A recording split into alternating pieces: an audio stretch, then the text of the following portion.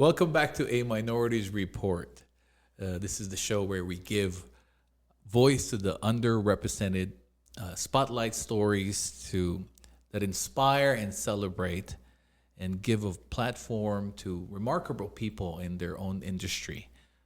Tonight we have Jorge Montoya of Guild Mortgage. Jorge, man, thanks for doing this. Yeah, of course. Excited to be here. Called me remarkable, making me feel all special. Yeah, man. You are. So Jorge was born in Guadalajara, Mexico. Yep. Yeah. Is now a branch manager at Guild Mortgage. Yep. Mm-hmm. And brief history of Jorge is he was bagging groceries. Yep. The Raley's. To now helping thousands of families secure home ownership. Jorge's story is a masterclass in perseverance. This episode will follow Jorge's journey stage by stage, and each part will speak to those who've ever asked, can someone like me really make it? So let's start. Yeah. Jorge, man, what do you remember about life in Guadalajara? Yeah. Well, coming.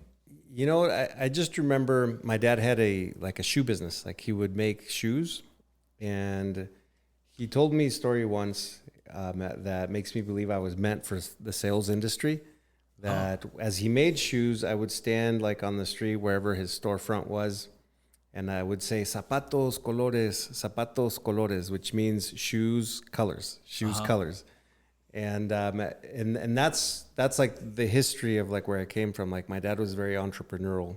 Wow. And he had like the shoemaking business, which unfortunately it didn't work out because there was like a big economic situation that happened in Mexico in that time. And then like it wiped him and a lot of people out. Oh, wow. But that's the little I remember because I was so young, right? Yeah, so I remember him telling me this story of that happening, which is what led to him coming to the U.S. Oh, nice. Yeah. That's good. When was that? I want to say it's like 1989 is when I finally came. He came before us, which is something that I'm so thankful for because without him taking that risk, I'm not here in this chair sharing this moment with you. And I'm talking like real risk because like the truth is it's not like he came on a plane.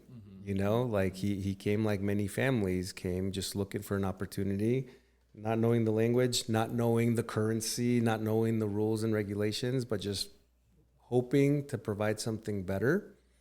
And I know that there's a lot of families that can resonate with that. Yeah. So I always say like, I'm like, my father is my hero because he taught me how to take risk by him taking the biggest risk ever, which is stepping into the unknown. Correct. You know? Because that's what the U.S. represents, though, right? Hope. Like hope. Yeah. Absolutely. Hope for a better life, right? Yeah, absolutely. Yeah.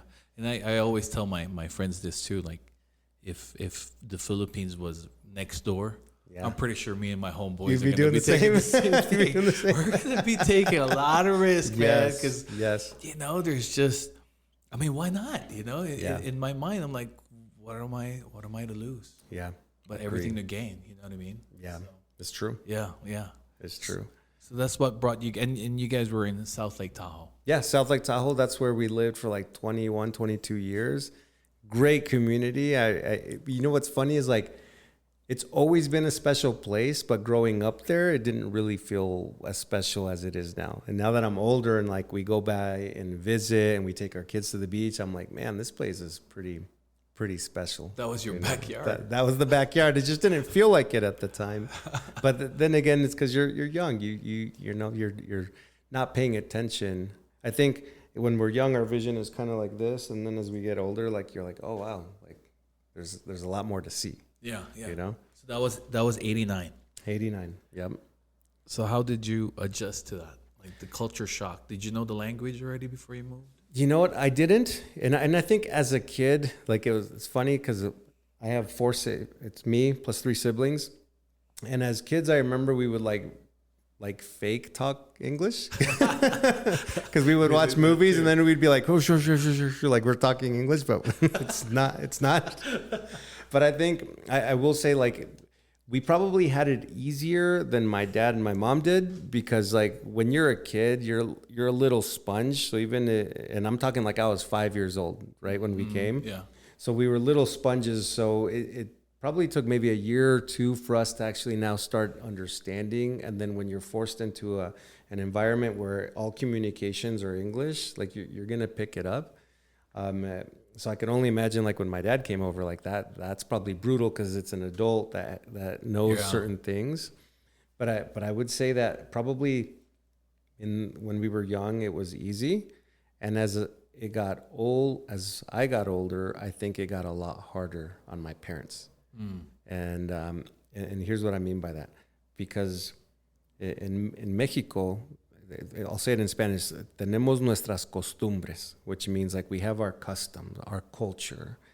And that culture is like, I'll use the word old school. Now I don't consider it old school, but certain things like you respect mom and dad, and you open the door for people. And if you're a guest, you go and shake hands. And like, if there's 25 people, you shook 25 hands. Nice. So I think the challenge for them as parents, and I sympathize so much with them now that I'm a parent, is that they're trying to teach me these costumbres that they're used to. And we're like kids seeing that nobody's doing that. Correct. So then it creates a little rebellion, because it's like, well, you're telling me to do this, and none of my friends are doing that. Why am I doing that? Yeah, the society's not the same, right? Just different. Yeah. It's different. Yeah, the Filipino culture and the Mexican culture is very similar. Very similar, yeah. Very similar. Yeah. Jorge is our first Mexican American client episode, right? Yeah. Or guest. Isn't he? I think he is. Because we had Angie. Yeah. Angie Salcedo is, Yeah. I think she's half. She's half, yeah. Yeah, I think, and we have, whenever I visit Mexico, I see the custom, and it's so similar, like how you guys respect the elderly, your parents. Like you just open the door. That's a perfect example. We take care of our own, right? Like like that's like the expectation. Like you grow older, and then we don't put our parents in homes. We take care of our parents the best we can. Correct, you know? correct. Yeah. And there's always a joke in the industry and in real estate, right? Yeah. Okay, so who's buying a house? It's a Filipino family. Oh, so how many families are going to be in there? Yep. A lot of them. All of them. A lot of them. Yep. All of them. Yeah. So how many incomes are we putting in there? Yep. So yeah. No, it's true. It's the same with the Hispanic community. Yeah. Even our names, like you guys have a lot of Lopez's and Sanchez and Jose. Like there's a lot of similarities in our culture. Yeah, it is. There's so many, and this is why we probably, it's easier to get along, right? Because there's like, okay, we understand, we get similar beliefs. Yeah. It's true. Yeah. How about as the oldest of three siblings? You're the oldest of three siblings, right? Yep. Did you feel the pressure of leading at an early stage? That's a really good question, and I'll say no, because I was probably not such a great kid. And not that I was like doing terrible things, but I think I carried at that time, especially when I got into like middle school, I felt like I was being punished, but I wasn't because like I had to like take care of my siblings because I'm the oldest. So then I'm like, but I don't have kids. Why am I taking care of the kids? I'm a kid too. Yeah, exactly. So I think there was like that selfishness from me, so I didn't really feel I guess that was the pressure, but I just rebelled against it. I never wanted to do it. Yeah. And that's just being young and immature. Right, right. What my parents were really asking was for my help. Mm-hmm. And I didn't perceive it as correct, that. Correct. I'm the same way because I'm the eldest too of four. And we're always told like, if they screw up, you're in trouble. Yeah. You gotta make sure they're okay, Yeah, it's true. But I think as we get older, like you start seeing it a little bit different, and now you kind of embrace it. Like, yeah, I should want to like be a bigger influence and help out whenever possible. But when we're kids, like we don't think that way. Yeah. But then your experience then to kind of where you were expected to lead, do you see it influence your life like now and then as you got older? Yeah, I think so. And I think a big part of it, I feel like I'm making up for lost time. Oh, You know, because I think in my young years, as I was really selfish, I wasn't really pouring too much time into my siblings because of that rebellion, you know. And now I'm like, all right, yeah, I gotta lead in a way that they're going to be willing to listen and follow should they need, like, not that I need them to follow me, but like I would want to be the person they think of calling if they ran into a situation. Right. You know what I mean? Yeah. Yeah. Same. We're same, Jorge. It's the same with me. Yeah. I never really wanted to hang out with my siblings because the gap was 4 years to my closest one. Yeah. And then 5 to my sister, and then more to my youngest sister. So, Yeah. like, I'm too cool for them. Different types. Yeah. Different moments in your life. Yeah. It was It's so true. hard. So you had the coming of age in Tahoe. What was it like growing up in South Lake during your teen years? Man, that was probably the most brutal part of my childhood because you don't realize you're broke until somebody tells you. This is the truth. Like middle school, like I remember going to South Tahoe Middle School, and that school is still there. And I remember this one time specifically when I realized, like, okay, we don't really got a lot of resources, but we were happy. Like my parents did their best. But I remember going, they drop you off in the school bus because I rode the school bus. And then there's like the basketball courts, and that's where everybody kind of just hung out. And I remember walking up to the circle of people I knew, and like my shoes were like those were my basketball shoes, my soccer shoes, my going out shoes, my whatever shoes. And because resources weren't like, we didn't have a lot of them, like maybe that was my shoes for 1 year or maybe 2 years. So Really? naturally they're going to get used, they're going to get dirty. And I remember walking up to this group and somebody's like, hey, why are your shoes so dirty? And I was so embarrassed because like I didn't know what to say. And then I don't even think I said anything to it. I just kind of like did one of these like, well, yeah, I guess they are pretty dirty. But the truth is they're dirty because this is all I got. Right? Yeah. So I think that was like a moment like that sucked. Yeah. And it was a feeling that has never left. I think like those are the moments that can become like chips on our shoulders. And for a long time it was, because it was humiliating. And then now I start looking at my life different. Yeah. Now I'm like, oh, well, my shoes are dirty. And we live in a single wide trailer. And and my bedroom is actually not a bedroom, it's the living room floor, and we just put layers of blankets, and that becomes the bed because we have one bedroom. I see. And so then now you're like, well, shit. I guess I am broke. You know? Yeah. So that sucks, but at the same time, it's almost one of those things I'm like, good. I'm glad that I felt that way, because then now you can do something about it. At the time, I didn't feel that way, but later you're like, okay, well, that didn't feel good. What can I do to not feel like that again? You know? That's man, thanks for sharing that. Isn't that like when you look back, right? I like what you said there. You never really knew until someone told you. Yeah. Because it was the same for me when I was growing up in the Philippines. I never really thought I was missing out on anything. Yeah. Until my friends started inviting me to their house, and you're just like starting to compare, like, this living room feels like my entire house. You know, what's going on here, right? Yeah. And then they have a car, you don't. You know, you're like, oh. See, and I think that's what fed into my rebellion, because remember I said that las costumbres, like I'm being taught these respectful things to do, but then I see these kids that have way more, and they ain't respectful. Oh. They're rude at school. They're cheating. They're like bullying. And I'm like, you almost get into like this fight. Like, what did I do? Like, I'm listening to my parents. I'm doing this. I'm doing that. But I'm the one with the dirty shoe. You see what I mean? Oh, yeah. So I think that also feeds into the rebellion. Dude, that's heavy. It's life, right? Yeah, it ain't fair. Yeah. It's just life. Shoot, that's good. And it, how do you think that kind of materialized for your when you reach adulthood? How did you think it had a lot of influence there? I think you're trying to make money. Yeah, I think so, for sure, because I think it. how do I explain it? Like I mentioned the chip on the shoulder. Yeah. And I think like the chip has gotten smaller. It used to be like this giant rock, right? But now the chip is still there, just a lot smaller, of not wanting to have like lack, you know? Yes.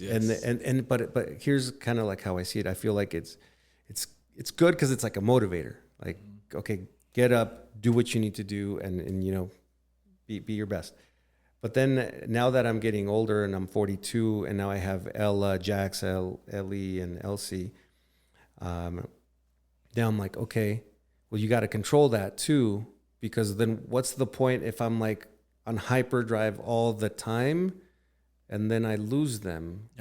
Then what was the whole point of that? Like, and like, you know, in our industry, we see a lot of that because our work is so demanding. It is. But it doesn't feel demanding when we love it. And I really enjoy what we do, so I can get lost in this game.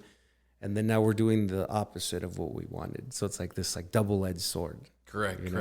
You're providing, but your absence, you're physically absent, right? You're missing plays and in games. Yeah, it kind of sucks for us. It's a hard one. It's a hard one to solve. Like, I'm still working on it. I haven't solved that one. Because they said there's really a balanced life really is a myth. Because I mean, in our industry, when you're hot, you gotta just keep rocking it. Gotta keep striking. Yeah. Because if you don't, then you lose it. It's true, and I'll even add this. Like, I almost feel like when we hear balance, like that can mean something different to different people. Like, so I'll explain what I perceive as balance. Yeah. But then if you ask my mom, my dad, my sisters, and my brother, they would probably say, dude, you're probably miserable, but I'm not. And here's what I mean. So like balance to me, because I enjoy the craft of what we do, is I could work 6 days a week. And if I get one rest day, if I get like Sunday to just clear my head and not work, happy. I'm like good. Yeah. But then like, when my family sees that, they're like, no way, man. Like, you're like a slave to your job. You're but it's a maniac. Like, right, exactly. But I actually like this thing, so I keep doing it.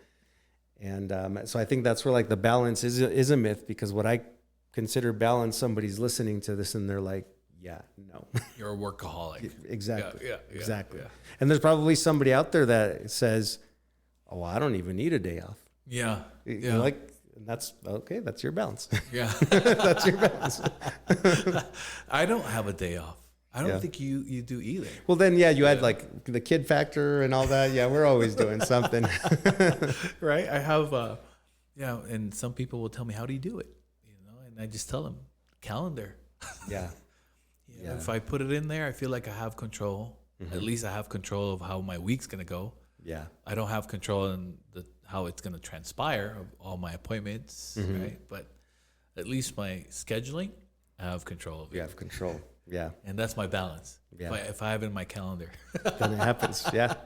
Yeah. But you're right, man. It's to each his own is somehow what you're saying. But yeah. And I think that's where like relationships, like if you choose to get into a relationship, a marriage, like that communication is so like hard, because like they may not perceive that as balance. Like Nadia, like she wants quality time. Mm-hmm. So my 6-day game plan doesn't really work with that.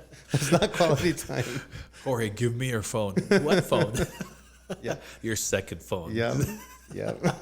And I'll say this, like I get grace because she worked with me. She worked with me for 10 years. So now she understands. But still like there is like a tipping point where occasionally she'll be like, hey, too much. And I think that's where we got to be like, all right, gotcha. And people like us, people like you need a Nadia to kind of say, oh, for sure, pit stop, right? Yeah. Because you're going 200 miles per hour in circles, and like you got to change your tires. Yeah, you're right. In there. Yeah. Yeah, we need that balance. It doesn't feel like balance sometimes, but it is. It's healthy. Like we need. Correct. We gotta, like at the end of the day, nobody's gonna care how many families we helped. Like that's not what's gonna matter. Correct. But Ella will remember whether like. Yeah. Like, oh, like I'll share this. This hurt my feelings. because this is like really recent. So Nadia posted on her story because she's working full time with the kids, and she keeps them busy, which I'm thankful for. Yeah. But she posted on her story, Ella taking a bike ride with no training wheels, and the person holding the bike was my brother-in-law. Oh. And that really hurt my feelings. And they didn't do anything wrong. Like, I was working. This was like on a Wednesday. Yeah. And then he happened to be there for that moment. And like that night I told Nadia, I'm like that really hurt my feelings. You guys did nothing wrong. It's just, that was my moment. Yeah. That was my moment. Yeah. But I'm a pretty quick learner. So like, and this just happened like 3 weeks ago. So like, now I'm doing this at nights with her, like, because I'm like, all right, well, take back your moment then. Like, you missed that one, but that's not all of them. Like, so take back your moment. Yeah. So a little bit of jealousy came out. Dude, that's good though. I like that. That's healthy. But just little things like that, you know? Yeah.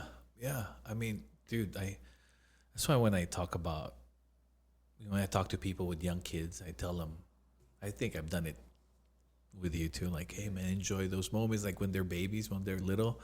Yeah. Because it goes by so fast. And I hated hearing that when I was raising my boy and my daughter. Because I'm like, oh yeah, shit, you be the one not having any sleep, you know? Yeah. But they do go by fast. They do. And I think that's where, like, I'm so thankful for her in like backing me up, because I know that the kids are like, well, where's Papa? We're at the beach. We're getting ice cream. Where's Papa? And her response is so important, because it could like help me or destroy me. Yeah. And I'm thankful that her response is always positive. Like, well, Papa's doing this so you can have this ice cream that you're putting in your mouth right now. Correct. Papa's doing this so that you can have this bicycle that you're riding. Yeah. So like, I think having that support is so gold. Yeah. Because if not, like, they're gonna think I'm just absent. Correct. And then you're able to afford their mom to be with them. Yeah. And that's precious right there. Oh, for sure. Because that's what I did too with Anna. And forever, like, just today we were taling about it again. Because, you know, my kids are now 22 and 19. They don't want me, man. It's a different stage. They're like, hey, I'm leaving. I'll see you later, you know. But I tell her, I think one of my biggest accomplishments is that I was able to afford you to be with them in their growing stage. You know, I did miss a lot of those things though that you said. I'm glad there was no Facebook story during that time. It was all MySpace. Poor quality. No videos, you know. And if we did, it was like I had the trail. Yeah. Remember those? Oh man. Yeah. No, I remember. But yeah. But yeah, man, that's thanks for sharing that shoe story. I think that did a lot for you. Though it made you feel like, made you feel horrible at that time. Yeah. You kind of used it as a fuel. Mm-hmm. I'm seeing it. Yeah. Because this guy's driven. I don't know how many deals we've done together, but it's been a lot. I throw it your way, it's gonna close. You know, it's like, hey, and if it's not closing, you're gonna tell me this is not gonna work. Let's not waste our time. Yeah, man. So just going back on the, what lessons did you learn from your parents, you think, about work, sacrifice, and family? Yeah, I think the biggest lesson is what I shared a few moments ago. Is like my father taught me risk, and that it's like you got to take risk, and the ultimate risk, in my opinion, was him moving here, right, into the unknown. So I think that's been one of the biggest lessons that I've learned, and the guy's loyal. Like, that guy is loyal. Like, yeah. The secondary lesson would be self-sacrifice, which is what you mentioned a few moments ago. Like, we miss these moments. That is self-sacrifice. Yeah. And it's okay, because that's like what we're supposed to do. Correct. We're supposed to do that. We're men. Nobody said it was going to be fun or easy, but it's like, that's what you're supposed to do, I believe. Comes with the territory. You know, it comes with the territory. Yeah. And but the flip side of that, there's a lot of reward that comes with that too. You know, like you said, one of my biggest accomplishments is this, that she could raise them in your way, and that's special. I think so. It really is. Yeah, yeah. I believe that. Yeah. So you said South Lake was kind of revealed a few things with you there. When you graduated high school in 2001, did you already have a dream, or were you still trying to figure it out? Yeah. So the dream in high school was date the hot chicks. And not the Latinas either, and here's why, and this all connects, Okay. because like at that time, you couldn't hang out with the Latinas because everybody was so strict. So I was like, not even gonna talk to them. Their older brother's gonna whoop you. Yeah, it's just not gonna work, right? And the reason I share that is because the truth is, like, at that time, that was where my mind was at. It wasn't really like, okay, what's next? Until I was told I may not graduate. Oh. And then now date the hot chick isn't that exciting anymore, because it's like you spent all this time like focusing on the incorrect thing, that like not doing your homework, not showing up to class, like ditching and all this stuff, and then it accumulates. And then I remember the counselor telling me, hey, look, you've got like 4 months, and right now you ain't graduating. You're going to come back as a senior. For like the fifth time. So that was like a big eye opener for me, because it like, I don't like, that's not going to matter if you were cool, if everybody else is moving on with their life and you're still here. Oh, wow. That's not good. That's not right. So I think that the cool thing about me is like, I tend to course correct rather quickly, like, because nice. Like, especially if I think something is like a danger, or like it puts me in this state of fear, and that did reveal fear in me, and I wanted to like make it happen. And I did. I graduated, like barely graduated, but I That's what matters, though. Yeah, I just didn't want to. I want to say the word loser. I felt like a loser. Like I was just focused on the wrong thing. And I'll say this. I think I'm glad that happened, and it didn't go a different way, because it could have gone a different way. Like you get into like gang life, or you get into like drugs and like crime. Like it could go so many other ways. Were you in there? Did you ever get into a gang? No. You know what? I didn't. Never really got my attention. But like I was like not a troublemaker, but like I'm gonna do it my way, and there was a lot of rules broken along the way.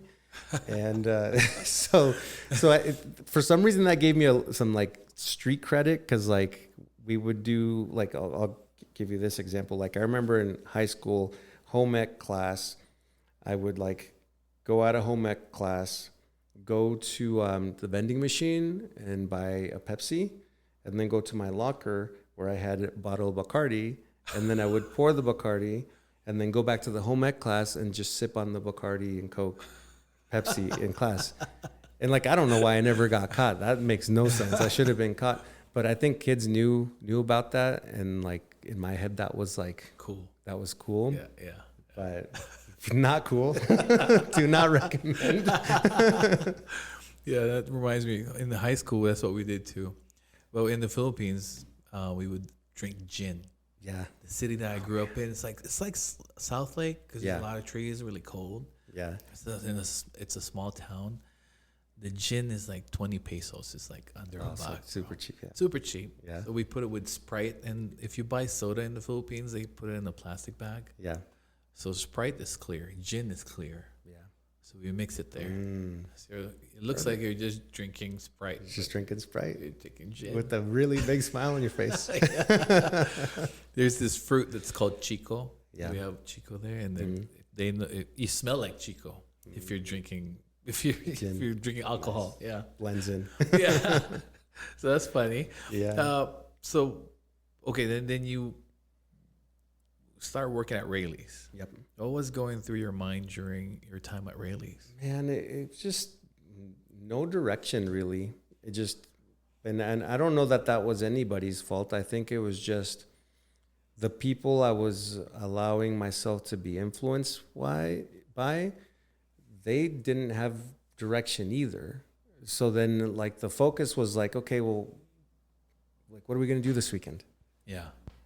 And it was like every weekend, like, what are we going to do this weekend? But it was never like anything productive. And it was like, oh, well, let's go get drunk. Yeah. Let's go smoke weed.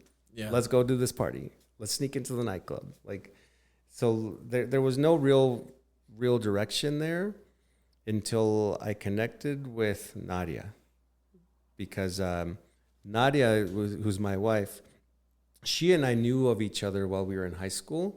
Oh. But remember my rule, like I'm not talking to the Latinas because I can't even hang out with them, you know? So we knew of each other, and then we reconnected while I was working at Raley's.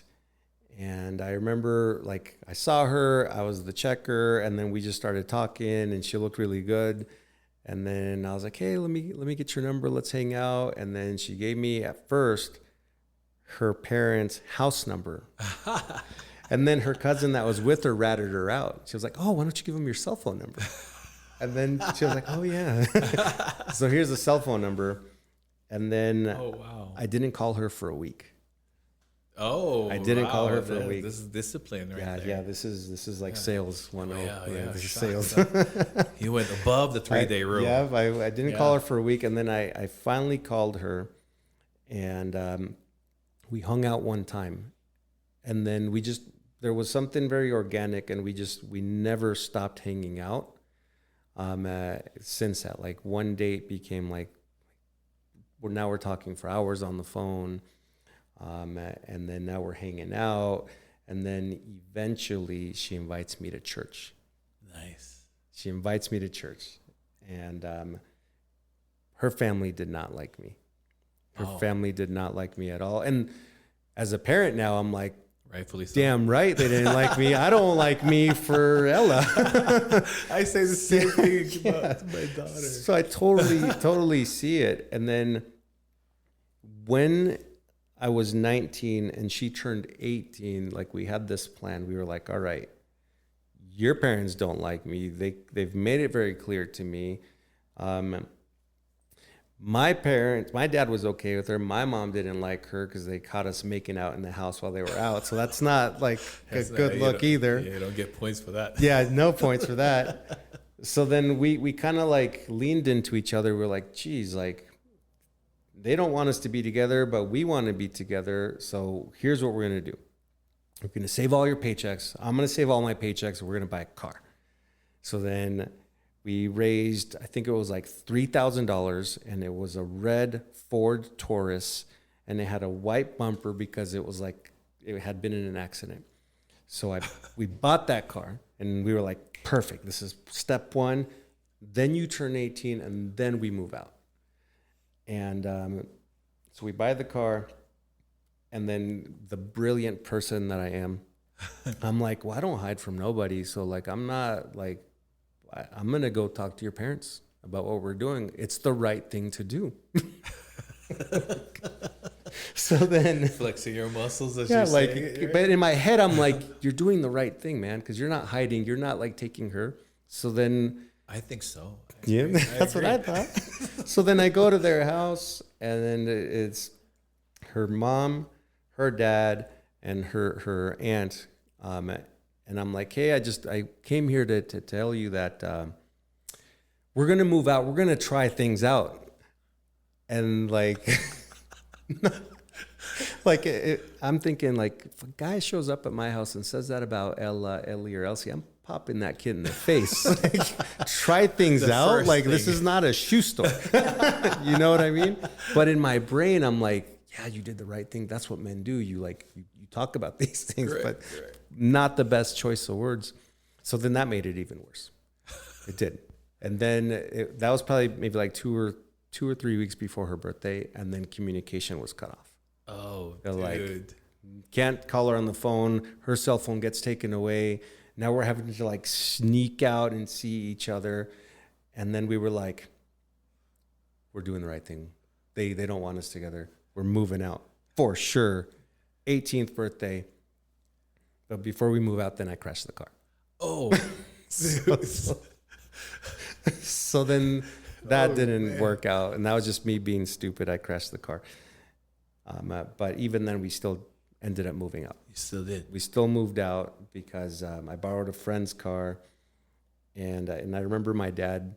My mom was angry, and my dad gave me like $100. He's like, "This is what you want to do? Okay, here's like $100." And I'm like, gas money. thanks. Like, I appreciate it. and we moved out. And then that began the story of her and I.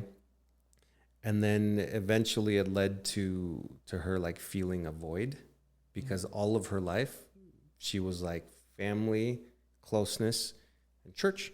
Yeah. And then I come into her life and we move out, and for like 3 years nobody talked to us. Like, really? They were really angry, and I understand now why, you know. You were in South Lake still? Still in South Lake, yeah. Okay. Still in South Lake, and we would like walk to work because I crashed the car. We didn't have enough money to buy another car. Okay. So then one day she says like, hey, like I really want to be with you. I want this to work and all this, but I'm missing something. And I was like, well, what are you missing? She's like, well, I'm missing my family. And like in my family, we go and do church. And then after church, we go and like we hang out together. Lunch or dinner. Yeah, because they've always been tight. And that's nice. And I broke that unintentionally, right? We both broke it unintentionally with our decision. Right.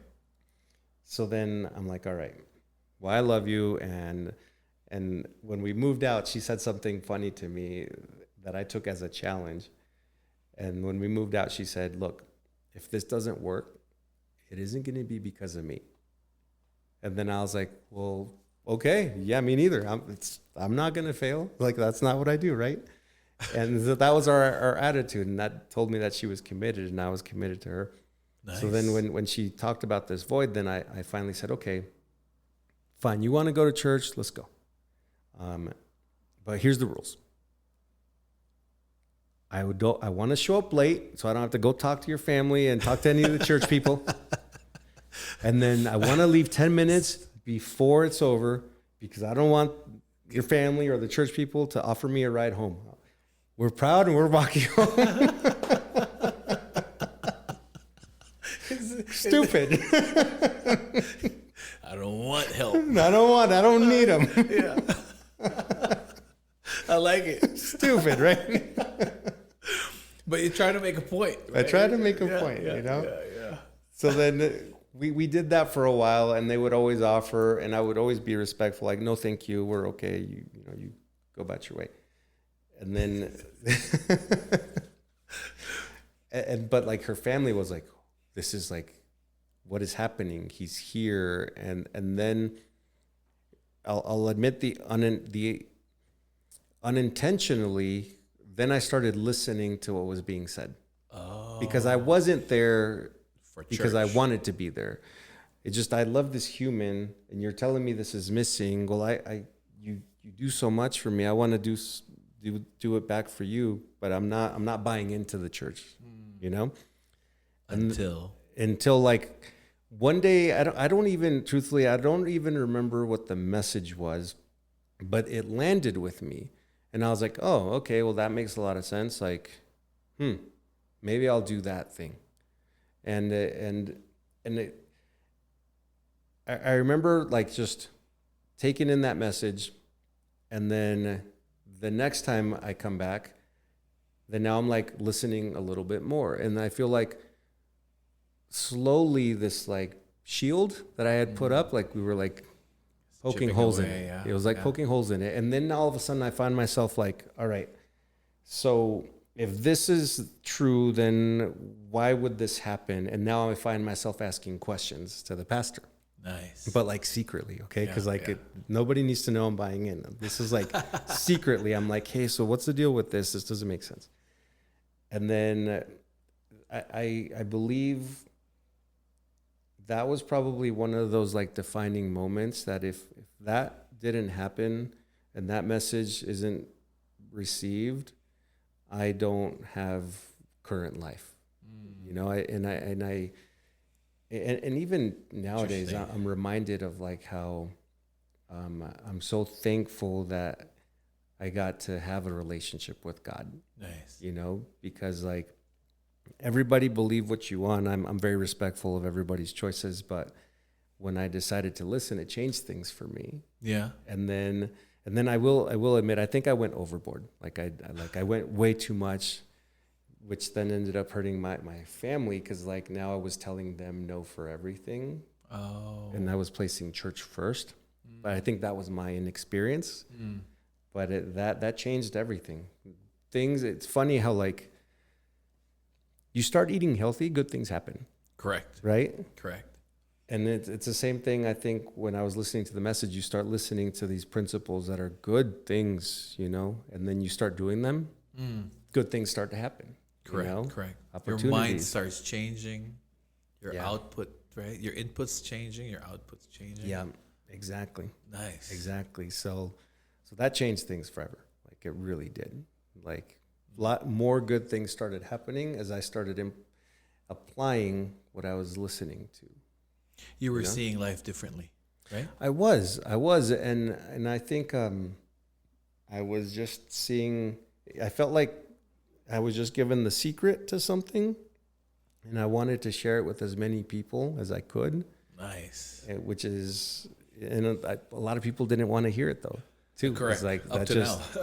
yeah. Even today, like a lot of people, like even like when it comes to our careers, like homes, like it's a good thing, but still some people don't want to hear it. I agree. You know, so it's like, Yeah. okay. Yeah.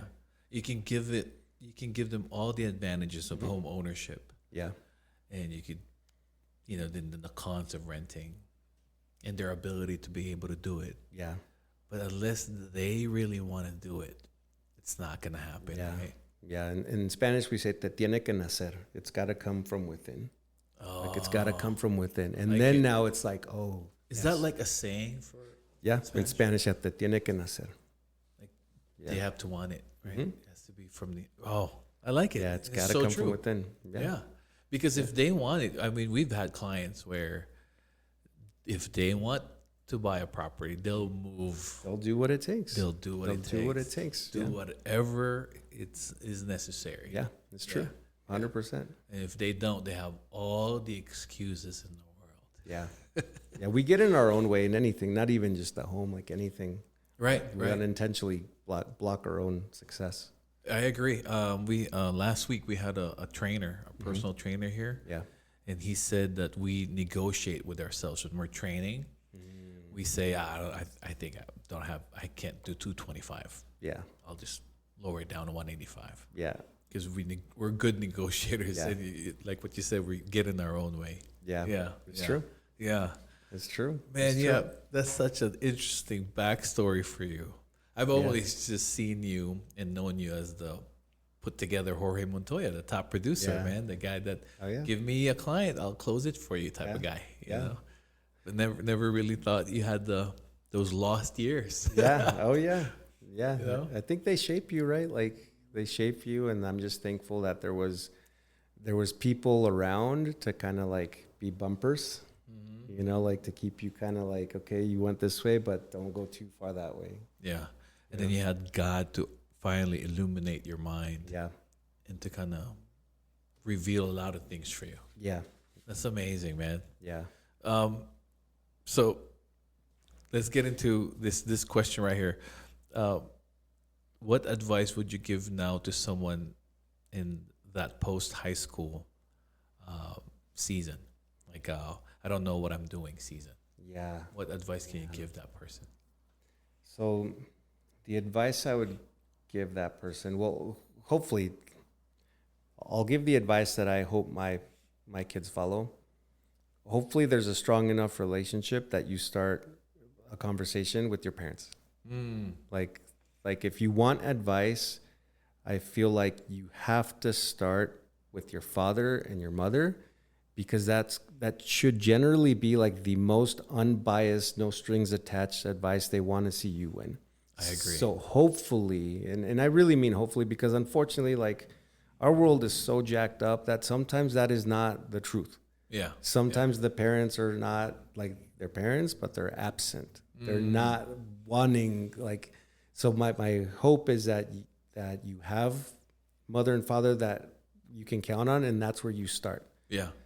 And then if not, then find the next person the next person, right? Like, and that could be like your spiritual mentor, or like it could even be maybe like a teacher you had in school that for some reason you just trusted their what they had to say. Right. You know, because I think we all need some guidance, and especially nowadays, we need more guidance than ever. Yeah. If you're not sure about what you want to do, then start with the conversation of like, okay, well, what would I like life to be like? And then don't focus so much on how do I get there, but who can teach me to get there? I agree. You know what I mean? Yeah. Man, you're saying a lot of good things there, because even from, you're saying you have so many friends with you, so many people with you that were just talk about party at the weekend. What are we going to do on our days off, right? Yeah. What are we going to do on the weekend? And success really in life, and success differs from person to person. Yeah. But I think what you're saying there is like really look for, be careful in a way is what you're saying. Be careful in who influences you. Yeah.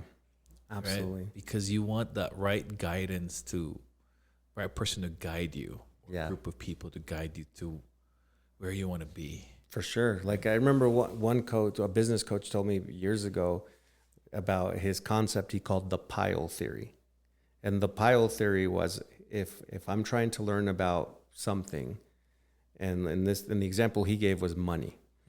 If I want to learn more about having more money, then who I learn from should have a bigger pile of money than me. Because if they don't, then I may not be speaking to the right person. So right. Then like I'll have a clients or family every now and then ask me about parenting, and I'm like, dude, don't ask me. Like I'm 8 years into it. Like there's so many more seasons that I don't know. Like right. I don't know. Like 8 years is in my opinion, I'm still a novice at parenting. Like there's so many more seasons. You might as well ask like my mother-in-law, father-in-law, because their kids are like in their 20s and 30s. They're promoted to be grandparents. Yes, already. their pile is bigger than mine in that arena. Right, and right. I think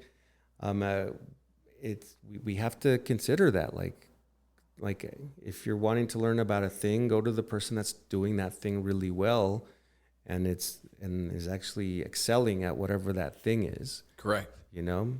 But it does take discernment for the person looking for the help. Yeah. Right. Mm-hmm. But I guess just with that advice though, it has to make you think like, is Jorge the guy that's going to take me there? Yeah. Right. Mm-hmm. Right. So you have to ask the right question too. Yeah. Does he have the pile? Does he have the pile? Is it more than me? Right. Yeah. Yeah. And it's okay to ask these questions, but I think again, going back to like mom and dad, hopefully these conversations are happening. Because like I'll give you this example. Like it's biblical too, man. Yeah, for sure. Yeah. And like the example that comes to mind is I see Jax, Ella, Ellie, Elsie, and they're gold to me. Like I will die for them. Nothing is worth more than they are. And when I think about dating, and I'm still like a few years away, right? But I'm like, I know in like some cultures, like there's like arranged marriages, right? Mm-hmm. Yeah. And now that I think about that, that's not our culture, but I'm like, okay, I could kind of see why that would be a good idea. Because like, then you're like fact checking and like, yeah, why would I screw it up? Right? And of course, we're not going to do that. But like now I think about these things and I'm like, I have to have conversations with Jax and my girls about dating and what to talk about so we can identify whether this person is going to like help you build the stream or whether this person's going to be an anchor that sinks you to the bottom of the sea. Correct. But they don't know what to ask if I don't have that conversation with them. You know what I mean? And if you don't have that relationship where you can even have that discussion, I love how you're already having this in your mind. It's out of fear, man. It scares the hell out of me. I'm the same way. Yeah. I'm the same way. I'm actually now just recently blessed right now that because my son, he's a boy. I still do fear for him, but it's easier somehow for a boy. Yeah. But with my daughter was always my nightmare. Yeah. I always made a joke where if a guy's coming to my house wanting to court my daughter, I'll start cleaning my guns in front of him. Yes, absolutely. My rifles. Yeah. Yep. Just show him all the the weapons here. and just tell him, I can shoot straight. Yes. But I'm blessed right now. My daughter she's dating this young, very respectful young man. Yeah. Good. It gives me so much peace, Jorge. And then I can see where you're coming from, and I admire that. And I'm actually going to continue to encourage that, to have that mindset of, okay, what should I talk about with them? How should I coach? I mean, you're a coach, so. Yeah, well, and remember earlier I said Jorge's mentality in high school was like, date the hot chick. And that's not like, in my opinion, like, there's got to be physical attraction, but I think that's not like the most important thing. And I agree. And I'll say this, like, and I'm not trying to offend anybody, but like, I think there's so many, I call them beautiful morons. And I mean that. There's so many beautiful morons, both men and women. Correct. Beautiful people, zero substance. Like, and that's not a lot of amens there, man. That's not going to help us build this dream life that they want to live. Like, I agree. We want some substance and values and like direction. We don't have to become a millionaire, but just have a direction. Correct. Correct. Have a purpose, right? That's what you're saying, right? Mm-hmm. And then and you're very consistent, Jorge, because from how you were talking about when you were working at Raley's and in high school, and now talking about partners for your children, it's having that right person to bring them, to help them get to their goal, right? Yeah. And I agree. I totally agree. And we fumble so many right people. Yeah, we can. Because we're so zeroed in on their looks. So we're fumbling the right person here. Yeah. Right? Because she's a 6 over here. This is an 8, so I'll date her. But you fumbled this right person that could have helped you get straight A's all the way to high school. The 6 was really a 10. Correct, right? Yeah. So I true. like that, man. Yeah. I read this book called Strong Fathers, Strong Daughters. Scared the hell out of me. Scared the hell out of me. That's why these dating things are in my head. I like it. Share a little bit of that book. Why did it scare you? Well, it scared me because it just like, it talks truths, and it's like these little human beings that like we will do anything for. Like, it talks this truth of like how there's this battle of influence. And like when they're little kids, we're like superhero. We're the best, like in their vision. And then as they get older, that influence starts changing. And then now like friends come, or maybe celebrity, Instagram people, and then boyfriends come, and then we lose a little bit of influence. And then eventually, as they mature and get older, then we gain it back. And so I think like right now, I know I'm their hero and I love it. Yeah. And I'm just not ready mentally for when that time goes away for a little bit. Oh, yeah. You know what I mean? Oh, like, dude, yeah. You have to brace yourself because it'll come. It will. You can't. It's inevitable. I mean, if your children are normal, it's going to come, and they are. So it's, man, I mourned during that time. Yeah. Both for my son and my daughter. I'm better now, though. Yeah. I'm like, okay, you guys don't want me? I'll go to the gym. All right, I'll go to the gym. Yeah. One eye is crying now, not both. Nobody look at me. Yeah. It's just one now. I'm almost there, 50%. Well, you worked at Wells Fargo. I did, yeah. As a teller for only 30 days. Yeah. Tell us what happened. Hated every hour of it. It was the worst, and nothing to do with the company, just the experience that I was living in. And so I was a teller, and there was 2 things that really stood out to me. So one, I hated counting the money with a passion, like the pennies and the nickels and the dimes. And then if you're off 10 cents, well, you can get fired. So you got to start your count again and close out your bank. So miserable, didn't like that. But I think what I didn't like the most is at the time, I don't know if they still do this, but at the time when you're a teller, the screen, like if a client came in and they wanted to cash a check or do whatever on the screen, I would pull up their profile, and there was this green line that said high value client. Oh. And that means that they had money. Like they had a certain amount of money with the bank. So the bank wanted us to know that, so that way we knew like, hey, this person is like Special. Extra special, exactly. And all of those people that I interacted were jerks. Oh. Like they were just like rude to me, rude to the other tellers, just very, very like not good, you know? I wanted to use another word, but you could have. Jerks came out better. But that also added to me not enjoying that work, because I was like, okay, clearly you're doing well and you got a big pile, but you don't need to treat me like trash. So that like, I didn't like that. I was like, you're not better than me. You have more resources than me right now, but that's not okay. Correct. But I couldn't do anything about it because like it was just what I had to do. Yeah. You know? So you only did it for 30 days. Only 30 days. And then a conversation became a job interview, became a job offer to get into the mortgage business. Is that how you got into the mortgage industry? That's how I got into the mortgage industry, by having a conversation. So it was a pivot. It wasn't because you're like, hey, I want to be a mortgage guy. No. So wow. When I entered the bank, because again, I had no direction. Like I remember seeing this one movie called Jerry Maguire. Oh yeah, dude, Show me the money, right? I love that movie. And I was like, this guy works with like famous people. He wears a suit and he's successful. So then I was like, I want to be a business guy. Mm-hmm. Like I don't even know what that means, but I want to wear a suit and be a business guy. So then, like I didn't have a high school or a college degree, barely graduated high school. So I was like, okay, well, how do I get in a suit and become a business guy? And across the street from Raley's, there's like, actually within Raley's, there was a Wells Fargo branch. And then, so I was like, that's it. I'll go work for a bank and then I'll just see what I can do. And you know, maybe that's where I can become a business guy. So that's how I got into the banking world. Okay. And then from there, met a guy, his name is Christopher. He's still in the mortgage industry. Actually, he's in Utah. Okay. I think he does recruitment.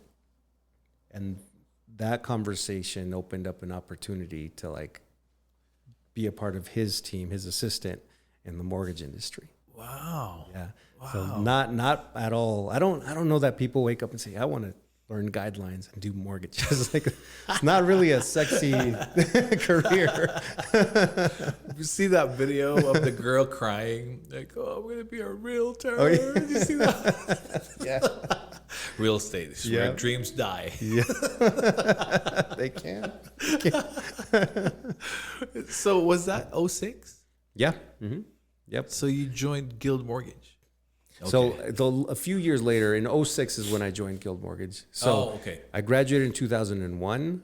So then probably like 02, 03 is when I went to the bank, maybe 04. But from there in 06 is when I went to Guild Mortgage. Yeah, because I stayed at Wells for a little bit. And then I became my own loan officer. And then when Guild Mortgage came to Northern Nevada, which was in State Line, Nevada and Tahoe. Okay. That's when that relationship started. Oh, nice. Yeah.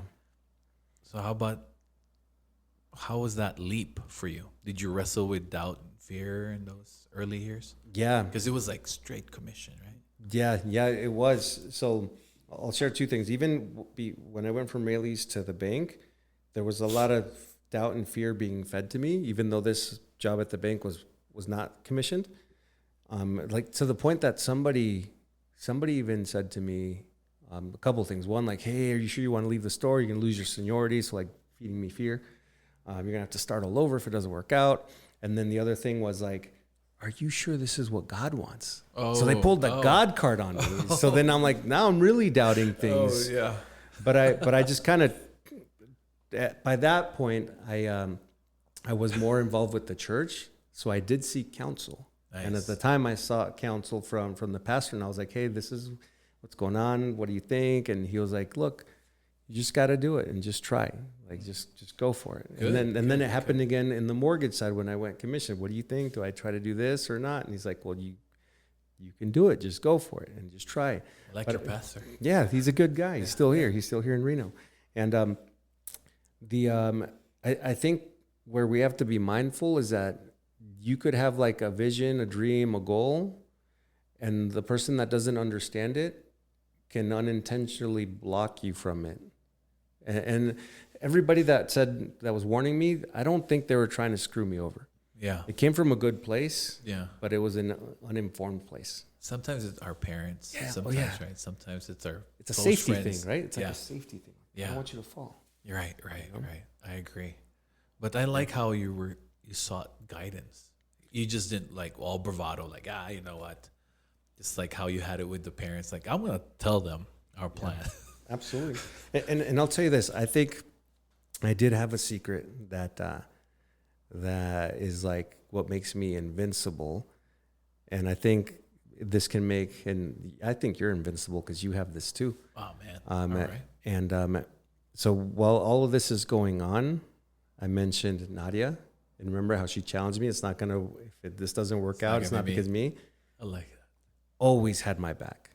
Oh. She always had my back. Even when I went commission, I'm like, hey, this is what it looks like. What do you think? And she just never once has she demonstrated during a relationship fear or doubt against an idea that I have.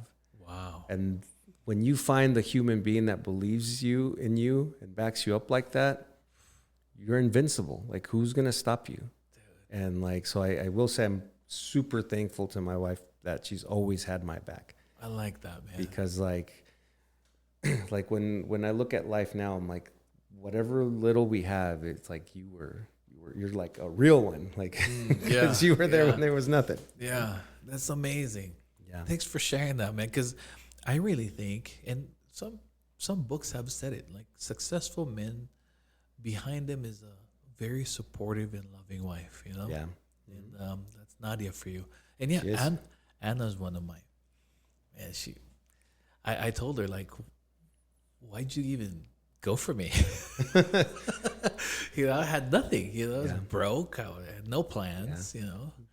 But I wonder, like, they must have seen something we didn't see.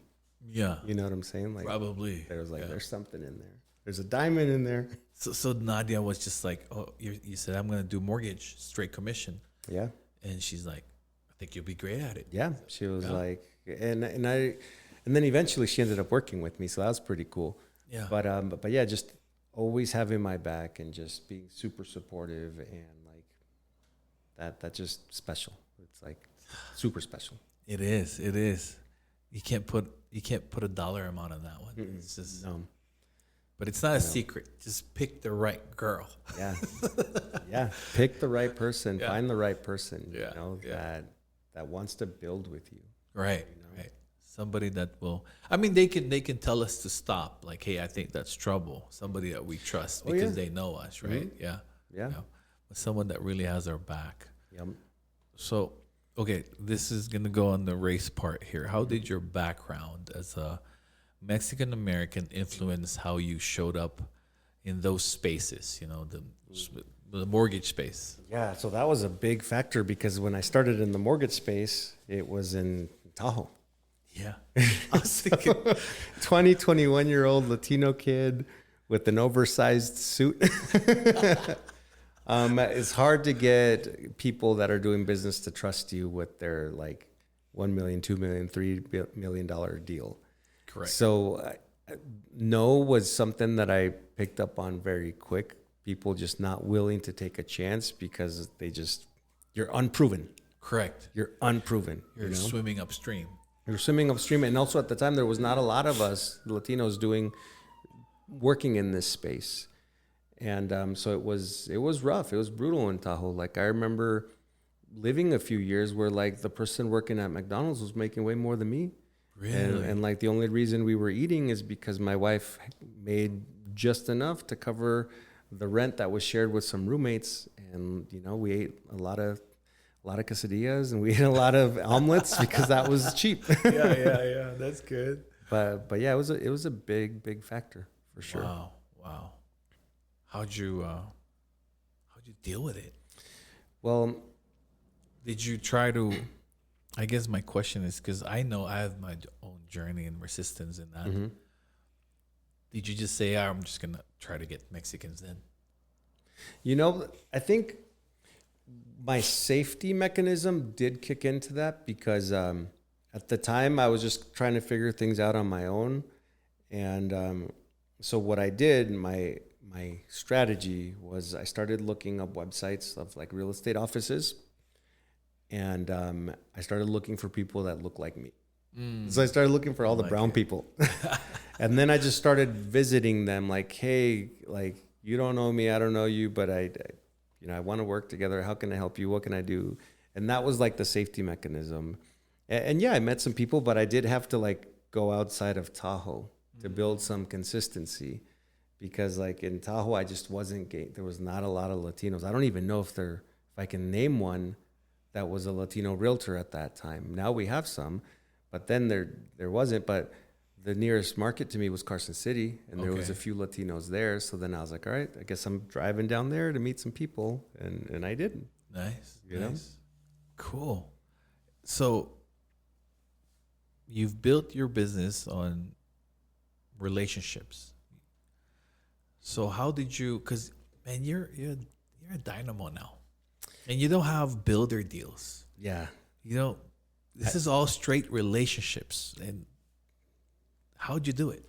So I think another defining moment is that, so earlier I mentioned how like if you want to get better at a thing, then look for the person that's already doing it better than you.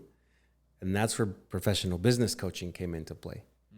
Because it was like, okay, cool. Now I've got a good foundation of like the church, because now it's going regularly, So I'm learning these principles of church and like, be a good person, don't steal, don't kill, don't cheat, be in tech, all that is very good. But then I sought out professional coaching, and I went, first I met, when I joined the Guild Mortgage office, one of my greatest mentors, her name is Debbie Humphrey. And Debbie Humphrey, she recently retired, I think like in the last 5 years from the mortgage industry. And remember how I said at the bank, there was a high profile clients that treated us like trash? Yeah. So I finally met a high profile client that treated me with respect, and that was Debbie Humphrey. Oh, wow. Yeah. And I'm like, cool.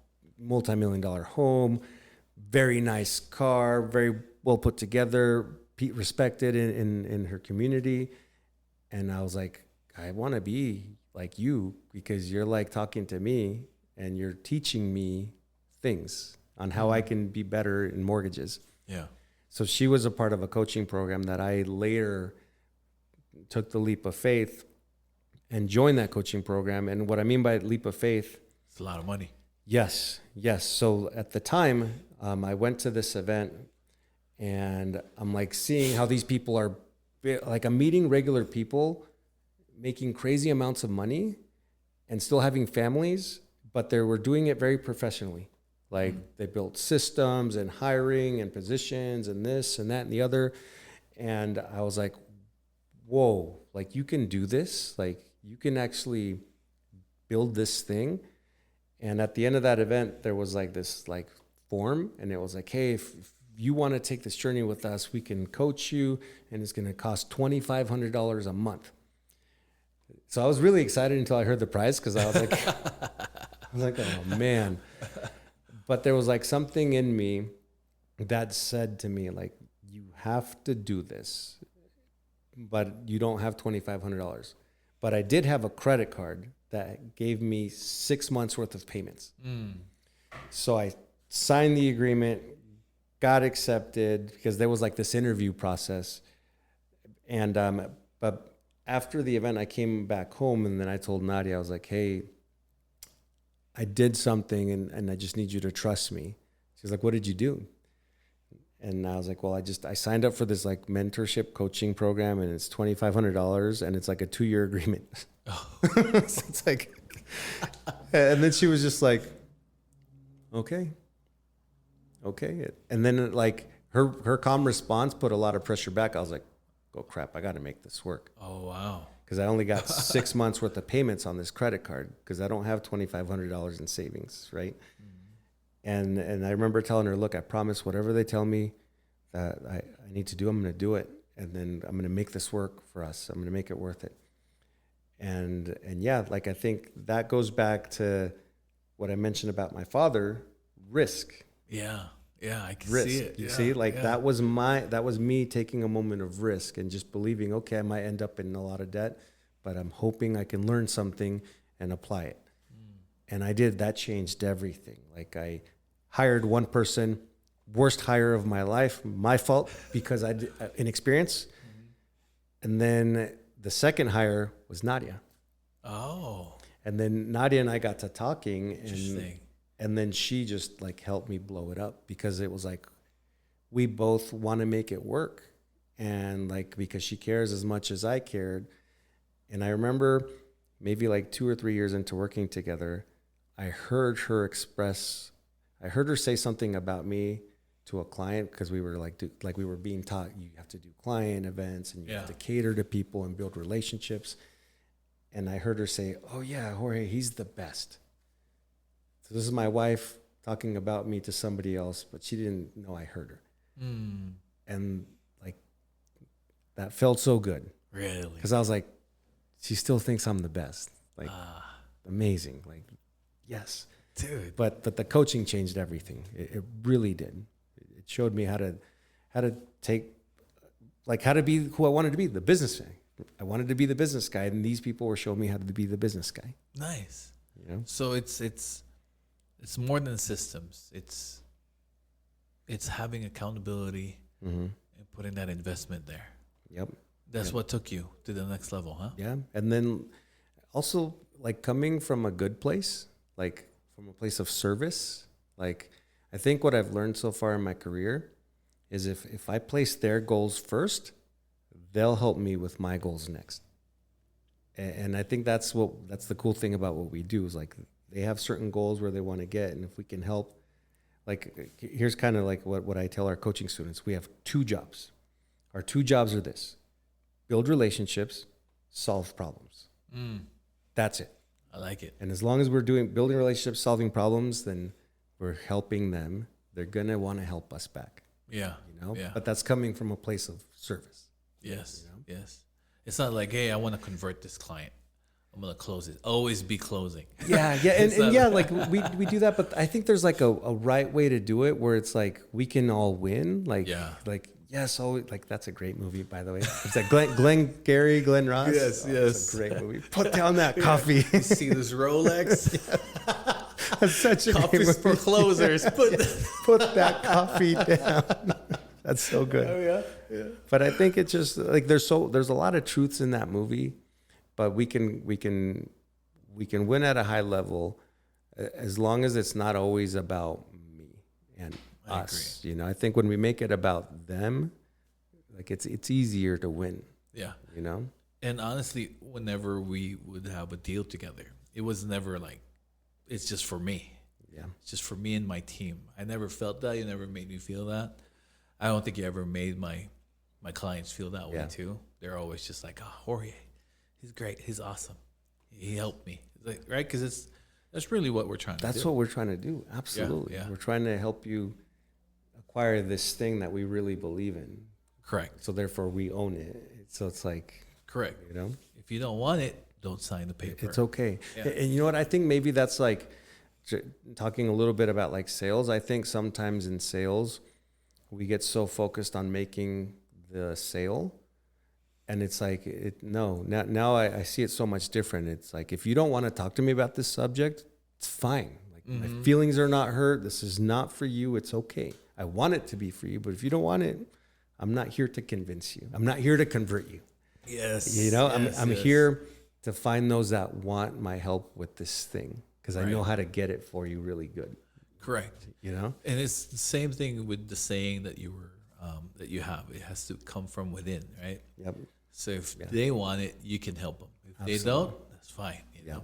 You can talk about something else. Yeah, it's true. Yeah. It's Dude, true. the coaching, huh? So that's the secret sauce. I think it makes a difference because, like, no, I don't think that anybody's born knowing how to do a thing. I think we all need help and guidance. And I think if you can connect with mentorship, whether it's a coach or a group, but if you can connect with people that already know how to do it, your learning curve speeds up so much more. and you can accomplish those results much faster. I agree. You know, I can see it. yeah. Dude. So helping over 4,100 families, man. Yeah, Since that's this wild. is since '06. Yeah. And then funding nearly $1 billion in Yeah. loans. Yeah. I think we'll hit that like next year or something. It's with the letter B. Yeah. Ooh. Yeah, it's pretty cool to hear that because the way that I see it is we were a small piece of those families' lives. Mm-hmm. Like we were a little piece of their story. And I think it's pretty cool because it's like there was purpose. Like now we're seeing, and you're seeing this too, like people we've helped in the past, now they're paying off their homes. Yeah. And then now, like now their kids are grown and now we get the opportunity to help them with those homes. And then I asked Nadia, are we going to end up helping grandbabies? Like, is that going to happen? Yeah. My friend's daughter, I'm helping now. Yeah. You're like, See? all right, the grace are like emphasized, you know? Yeah. But yeah, so that's what it means to you, those numbers? Is that what it means to you personally? You were part of their milestones? Yeah, for sure. Because like, I'm the kid that grew up in a trailer with the dirty shoes, and now that same kid is helping people move forward a little bit economically through real estate, and I'm really proud of that because it's like sweet if we helped you a little bit to improve the life you want to have, then that gives our work purpose and meaning. And the truth is too, like I feel a big responsibility when people reach out and give us this opportunity, because it is an opportunity. I say this, and I think you'll agree with this, Joe. I think you and we have one of the hardest jobs in the world, because every day is a job interview. Is the truth. Yes, it is. Every day is a job interview. And I'm thankful that when we have these interviews, we are chosen. And then, but when you're chosen, there's like a really big responsibility. Like we have to deliver the best way we can. Correct. You know, because this is a big decision in people's lives. Correct. You know? And I think like it comes naturally now. Like I think when we were starting out, like how do I really communicate that I'm the honest guy, the hardworking guy for them? Now it's just like, hey, what do you want to do? You want to buy a house? Great. You know, I got a great lender for you. I want to send you over there. And once you get that all lined up, now it's all natural. It's more now. organic. Yeah, organic. Wouldn't you agree? Like, I think people feel it. Like when they're interacting with people, they feel like consumers are smarter than ever now. Like they know if like you're trying to like hide something up your sleeve, or there's like a secret agenda. It's like I tell like our coaching students, like if you're asked a question, give a real answer. Oh, interest rates are high. Yeah, this is the current environment. Correct. But the good news is like this is probably the highest payment you'll have on this house, because this environment won't stay. It'll change. Like don't try to convince them that it isn't blue if it's blue. I agree. You know, if it's blue, it's blue. Yeah. It might not be for you. Right. Or the timing. It might not be the right time. Correct. You know, it might not be the timing. Yeah. But I think people can tell when you're like not just being real. Yeah. You know, and it bugs me, Jorge. Me too. It bugs me when when a client of mine or a prospect kind of communicates that they don't trust me. It bugs me. Like, what am I doing that's making them doubt me? Makes you feel like dirty, right? Yeah. What did I say? Like, what did you hear? What came out there? You know, because my name is everything for me. You know, See, but that's because like, I'm so glad you said that, because my name means something to me too. And like, you want to make your family proud. I want to make my family proud, but not everybody cares about their name. I agree. You know? Like, yeah. But we should, because it's like, why not? Yeah. Because our children will be like, are you Jorge's child? Like my son always gets that, you know? Yeah. Wait a minute. And I want whatever follows that statement to be positive. Correct. You know? Correct. Will it always be? Probably not. Because like we're never going to please everybody. It's just not humanly possible. I agree. But the majority of them could be. Correct. You know? Correct. But if they're going to be fair, you know that, you know, it doesn't come from you. Yeah. It didn't come from you, right? Yeah, definitely. Can you share a story about a client or family that reminded you why you're in this business? So I've got. You have a lot. You have 4,100 to choose from. So let me find one. So I'll share this one, which reminded me of like. So here's what happened. So we helped this family, and they didn't have a lot. Like we help a lot of family, like normal families. Like occasionally we'll help somebody that has a lot of money, and that's cool. We treat everybody with respect and high integrity. But I remember this one particular family, and I want to say they bought in Dayton, Nevada. And they worked at a factory. And like we barely squeezed the money together, and we made it work. They bought the house, and then after the fact, husband came back with a gift. And it was a watch, but it wasn't like a fancy watch. It was like something you would find, I don't even know what store would be at the time. At the time, actually, it was probably like a Kmart. Okay. Like just a very inexpensive watch. And he gifted it to me, and he was like, I just want you to, his words were like, I'm thankful that you helped my family and I with this.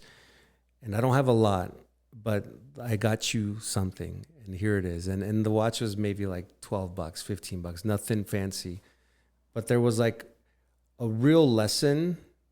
Like he gifted me more than the watch. He gifted me a really big lesson that when you want to show gratitude to somebody, it's the action, not the value. Wow. And like true. that stayed with me forever, because I'm like, this man, I know exactly how much money he's got in his bank because I just verified it all.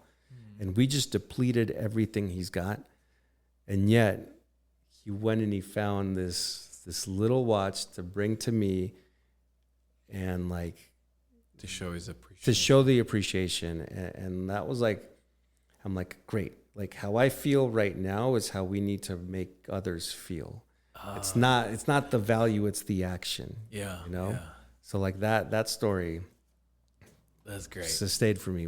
That's forever. a good one. Yeah. That's a good one. That's a good choice. You had plenty to choose from too. There's been other negative ones too, like yeah.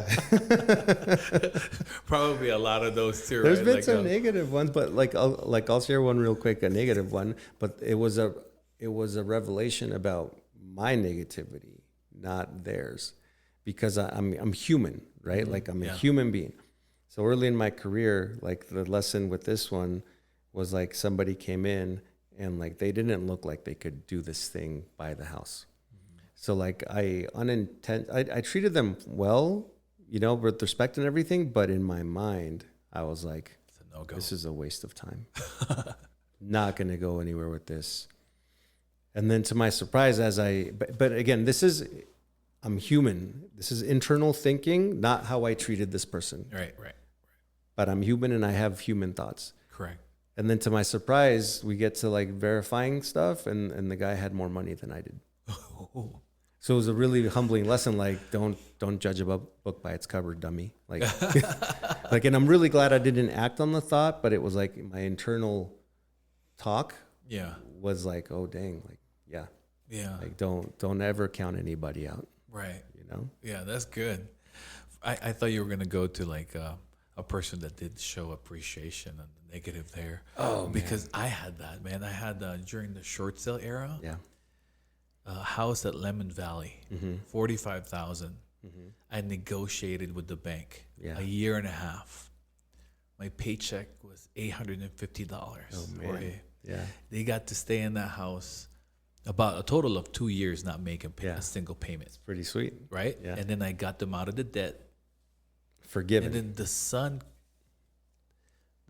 said, you're just after the commission. All $800 of it. Oh, $800. I told him, dude, I'll give you the $850. Give me my year and a half back. Because how is this about $850? Yeah. A year and a half of negotiating. Yeah. You know how difficult short sales were. Oh yeah, it's brutal. Like 850 divided by the hours worked. It's like you're getting paid 50 cents an hour. Like it's not. If any, Yeah.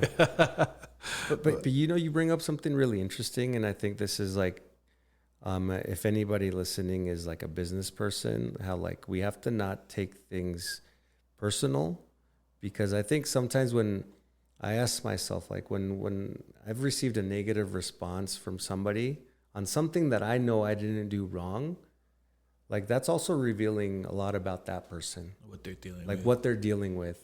So it's like never take that personal. It stings, like sucks. Yeah. But like I think that's where we have an opportunity to react or not.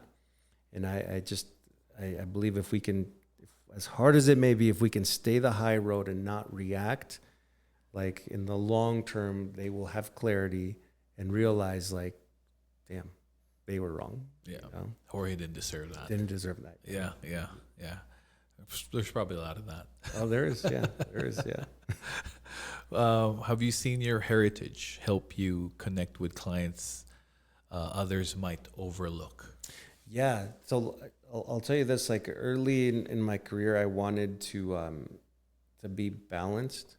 Like I was like, all right, I can speak 2 languages. I'm going to 50% people that speak English, 50% that people that speak Spanish. And like, I don't know why, but I was fighting it. I really wanted that. And then like, it was foolish. Like, I don't know why I wanted that. It made sense in my head. And then when I finally leaned into just who I am and just like, hey, I'm this Latino kid. I speak Spanish. I eat tacos and I enjoy it.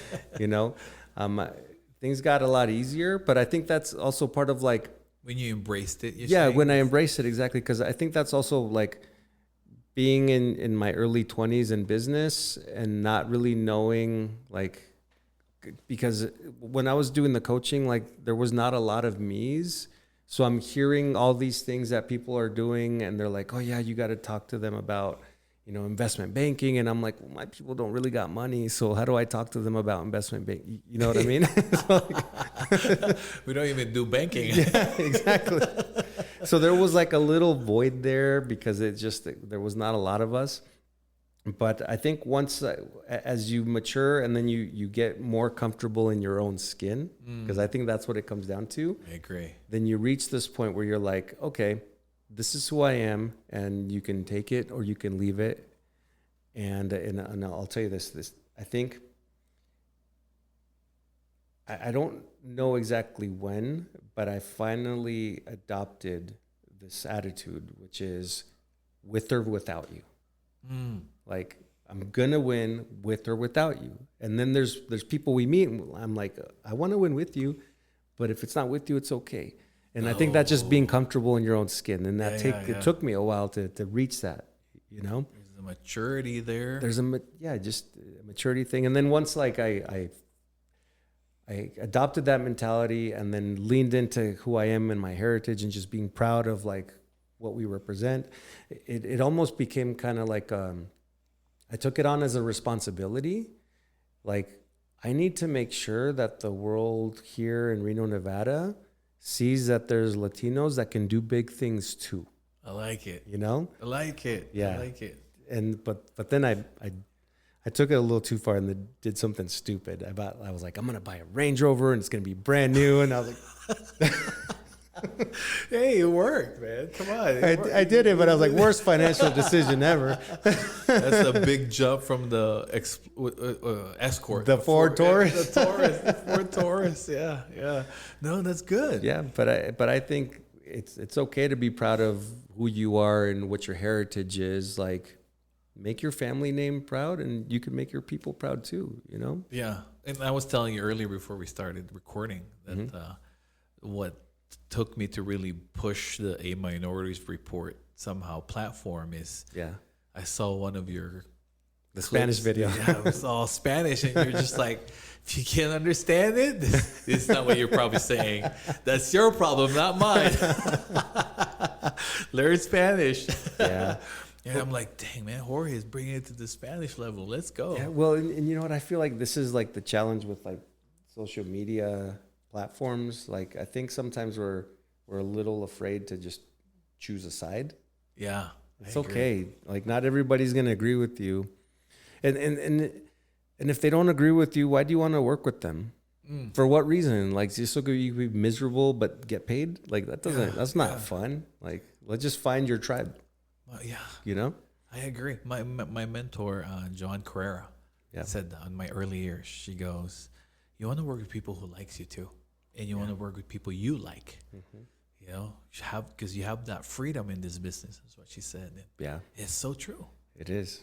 Sometimes she told me this, dude. She said, "Sometimes zero business is better than bad business." Yeah.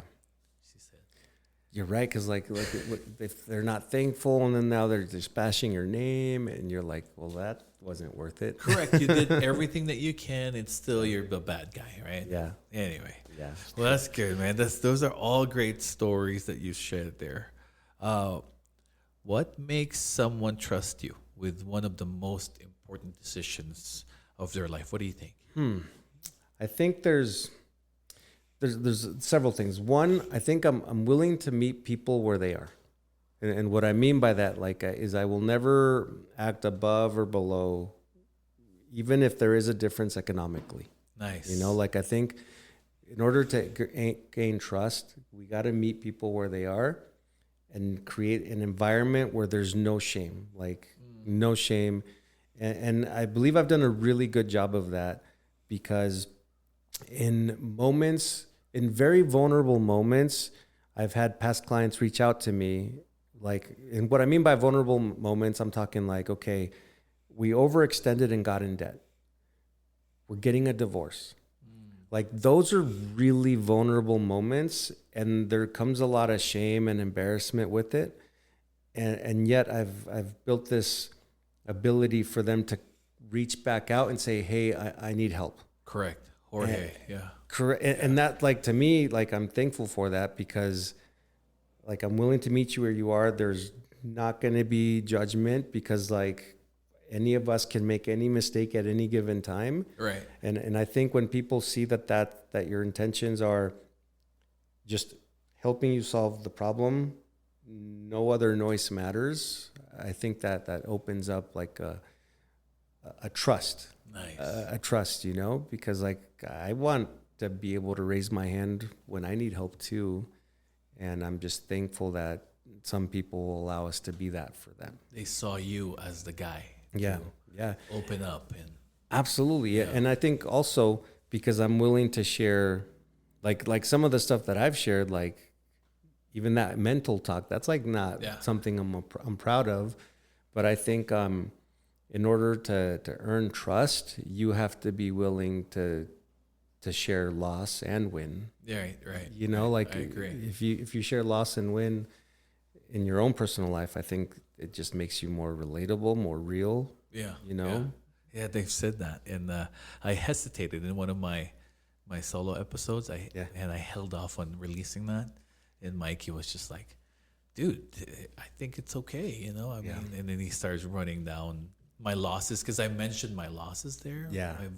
I was very, very vulnerable in that episode. Yeah. He goes, dude, there's a lot of lessons there. That's like the gold, huh? But it's sometimes it's weird. Yeah, it's like, weird. I don't know. Do I really want to show myself to the world? Are they gonna like it? Are they gonna, you have those insecurities build up. Yeah, we all do. We're all trying to just be accepted and connected. Like that's what we all want. Right. Be part of something. Right. Man, thanks for sharing this.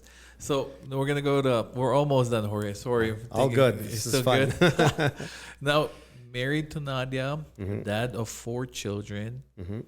How, I guess you answered this earlier, but try to answer it again. How do you balance leadership at work with being present at home? That's a hard one, and it's a work in progress, is the truth. Yeah. Like I wish I could say I've solved it. Yeah. But I haven't. Like, there's times where I'm like doing really well, and times that are doing not so well in that area. And like one thing that comes to mind, I remember one time, like, things were not going good at work. Like, just things were not going the way I wanted it. So there was a lot of drama. But then Nadia and I were arguing a lot. So then things were not going good at home. And I remember one day just getting ready and like just crying because I'm like, shit, like I'm not winning here. I'm not winning there. This doesn't feel right. And like, I'm not a big crier, but there's probably been like 4 or 5 times, which actually, this is kind of annoying. Like, as I'm getting older, like there's like more emotions. Like the kids will do something and I'm like, what is going on? It's weird. I know what you mean. Don't really like that. But the reason I shared that moment of me crying, because then I remember telling Nadia, like, I just feel like my life is falling apart. Because like, you're not happy with me right now. Things are not going good at work. Money's not coming in the way I want it to come in. And like, I'm just falling apart. And I think the lesson from there and what I'm consistently trying to remind myself of, and I mean it when I say I'm trying to remind myself of, because I like this craft and it can consume me. Like it's like it can consume me because I can spend hours on it, and then that can lead to not good things. Not like I'm gonna go like cheat and do stuff like that, right? But then like my priorities aren't correct, right? And I think the best thing that I attempt as hard as I can is making moments matter and making them matter big. So if I'm gonna, like, Saturdays, most of the time I'm working, but Saturday morning I know I can get up and I can make some eggs and some bacon and some sausage, and then everybody wakes up to like smelling eggs, bacon, and sausage, and they know like Dad did that for the kids and for Mom. So I think that's that routine. Yeah, just like something. I think we how do I explain it? I think back to like dating, like when Nadia and I were dating, like I would do like little things like leave a little note. I remember like shaving cream, draw a heart with the shaving cream on the mirror. And then like these things that we were doing when we were dating, because I'm trying to get lucky, you know, and it worked. It worked. But then, like, as we get older and life gets busy, we stop doing these things. And I think these little moments, these little gestures, they add up. They add up, but it's like we just have to like keep reminding ourselves that we have to do these things. Yeah. And it's gonna help. I like it. Man. Now, for me, it's not pancake and bacon. It's coffee. I make them coffee. See? Yeah, it's just like they expect it. I take a picture of it. It's ready for you guys. Yeah. You know, and then I leave the house or not. You know. Yeah. Yeah. That's cool, man. I like it. So you lead the Montoya mortgage team. You're a branch manager and you coach others through Elevate Espanol. Yes. Yeah. Why was it important to offer coaching specifically for? Is it specifically for Spanish-speaking professionals? Yeah, so we're calling it Spanglish. It's really open to anybody that wants to get business coaching. But the reason I put a big emphasis on Spanish is because our company has this list that comes out every month called the Top 100, and the Top 100 shows the top loan officers in the entire company, and that gets sent out across all of the branches and all of Guild Mortgage. And something that I noticed a few years back, and like I've been on this list for many years, and I don't know if it was like 3 or 4 years ago, but then it stood out to me that there was like Montoya, and then like you just keep going down the list, and it was like Smith, Jones, Watson, all these last names, and then there's a Sanchez, and then like there was like 2 or 3 of us on this list.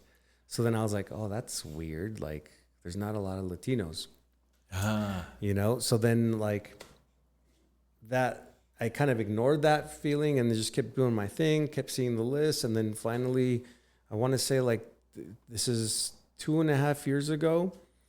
Like, I just, something inside me was like, dude, you keep noticing this thing. Like, are you going to ignore it or are you going to do something about it? So then I was like, okay, I'm going to do something about it. And I spoke to the company, to our corporate office. And I was like, hey, I've got this idea, and this is what I'm noticing. This is how I'm feeling, and I don't like it. And like clearly our company helps a lot of Latinos because I'm helping them here. And there's a lot of Latino talent out there that doesn't know how we do things. And maybe they haven't been exposed to what I've been exposed. And I want to help change that. So what turned into a conversation became an open platform where now a publicly traded company says, hey, we believe in this vision. How do you want to do it? So then I'm like, all right, well, here's what we could do. We've already got our Elevate coaching program. Then we can add the Spanish aspect to it because like I can show them how I'm helping that same clientele. Because when I was getting coaching, I learned a lot of things, but there was nobody in that circle that was dealing with my client and their challenge. Great. Good. So then that was like okay, well, I'm dealing with all of the goat sales to document the down payment. Like we're overcoming these objections or obstacles. I can help them overcome those, and then their production will go up, and then that's fulfilling. Like that company's happy with that, and then I'm happy pouring into others. Yeah. Just like Debbie Humphrey poured into me. Oh, you know? That's good. So that's where all that came from. So now I'm like really excited about it because I think sometimes we have something really special. And it could be anything. And for like you and me, it's like, it's common sense. Making coffee for my family, that's common sense. Yeah. But there's somebody out there that isn't doing that. And then you're like, well, why don't you just start making pancakes on Saturday? Right. And then that little change, like now, like your family, like it enhanced their life. Correct. You have that bonding. But I like that, Jorge, that explains everything that I've been seeing in your social media. That you finally embraced the Latino in you. Yeah. You know, that explained. Yeah. I mean, because your English is just native, dude. It's natural. Yeah. But then when you speak Spanish, it's still like. That's what I like about the Hispanic community is they could be born here, but when they speak Spanish, they're speaking Spanish as if it's their native tongue. Yeah.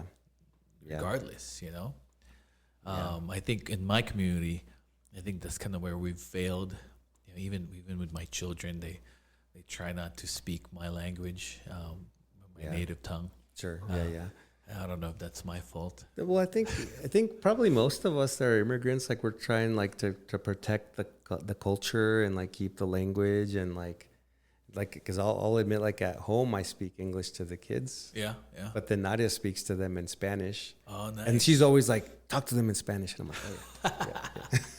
That's good. There has to be somebody, right? There has to be somebody to really just kind of keep that back in there. Absolutely. Wow, man, that's good. So, how does your coaching role connect to the journey you've been on yourself? Well, I think it connects. It comes full circle. And it also keeps me accountable, and I like that piece.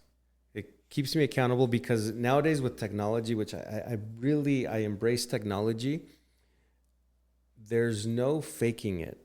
So like if I'm leading this group and I'm telling them, okay, well, you need to do this, this, and this, and this, they see my numbers. Oh. So they see whether calls are being made, contracts are being closed, like how many leads and how many approvals and how many closings. Like there's 100% transparency.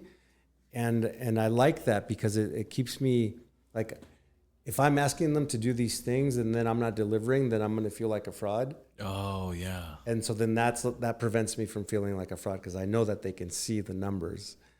And we talk about those numbers. And it also, from like a coaching standpoint, it adds credibility because I'm like, I'm not here to tell you to do something. I'm not practicing myself. I agree. I'm telling you to do it because look at these numbers. Correct. Because if it's working, then maybe it works for you. Here's my pile. That's exactly. There's the pile. But here's the cool thing. Like, I'll bring up the pile, but never from a point of arrogance. Correct. The only reason to bring up the pile is for proof of concept. Correct. This works.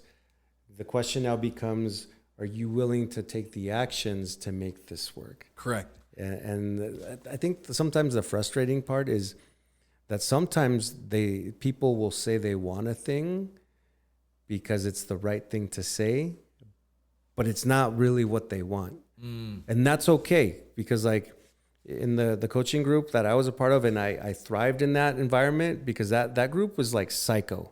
Like, and I mean it, because it's like high accountability. We don't care if somebody died. You said you would do this, so you better do it. And like, I'm cool with that. Psycho, I told you. But then what we've created with Elevate and Elevate Español is not that. Is let's define what winning means to you, and let's do that. Nice. My pal just shows you I know what I'm talking about, but I'm not the expectation is not for you to have this pile. Unless that's what you want, then we can build that. So the cool thing about it is I've got like some loan officers, because it's all in the U.S. Like some of them are psychos, and that's what they want. So we psycho out together. And some of them are like, you know what? I just want to help 3 families, or 2 families a month. And I'm like, okay, cool. Well, let's build that, because I think at the end of the day, a question that I ask them is, are you happy? Because if you're not, then what are we doing? Like, these numbers don't matter if you're not happy. And so it's full circle. Is there anything in that coaching for the Espanol that's specifically catering to your culture? For sure. Like there's talks like, all right, this will work with the American market, but with us. There is. So one, especially when dealing with our Latino clientele that knows Spanish, there's a lot of people that know Spanish and then they speak Spanish and then they say the wrong thing because they haven't, like, the way that they speak Spanish is not like the right way. Like they're translating word for word. So that's one reason I also like to do it in Spanish, because it's like it forces them to practice not slang Spanish, but business Spanish. Oh, wow. You know, Okay. because like I tell them, like, one way that I helped improve my Spanish, because my Spanish is very good. And I know people that have even better Spanish, but mine is like, I'm really proud of it. Like, but I've also worked on it. So like when I was in coaching, they would give me business books to read. So I would buy the business book in Spanish to read. Oh, wow. So then it forced me to pick up vocabulary that I wasn't aware of. And in my opinion, that creates a competitive advantage. Nice. Because if I'm communicating with somebody and I'm holding a higher level conversation that they clearly understand versus like a slang conversation, I think people are going to be like, oh, this guy sounds like the more professional person versus this other person who's like talking to me this other way. That's good. You know? That's good. So I really like that aspect about it. And also because sometimes people, a perfect example, and this happened with the title company here locally, the person speaking Spanish was sitting in front of husband and wife, and they were talking about title vesting. So then person speaking Spanish tells husband in front of wife, you don't have to add her to title if you don't want to.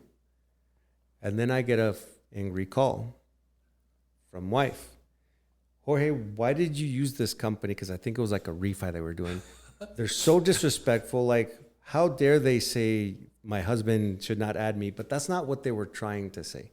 Yeah. What they were trying to say is like, hey, look, when it comes to the title vesting, you guys like have a choice. How would you like to do it? But that's not what came out in Spanish. Right. Correct. The wrong thing came out. Correct. So. I like the change there, Jorge. I'm pretty sure you do too. Where here's the Jorge guy that barely graduated high school, and then you just said there in my coaching class, they'll say, buy this business book. I buy it in Spanish, and I add more vocabulary that I have.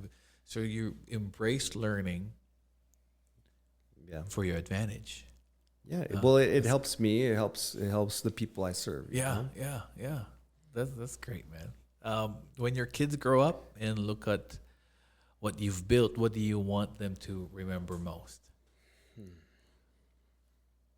That's a really good question.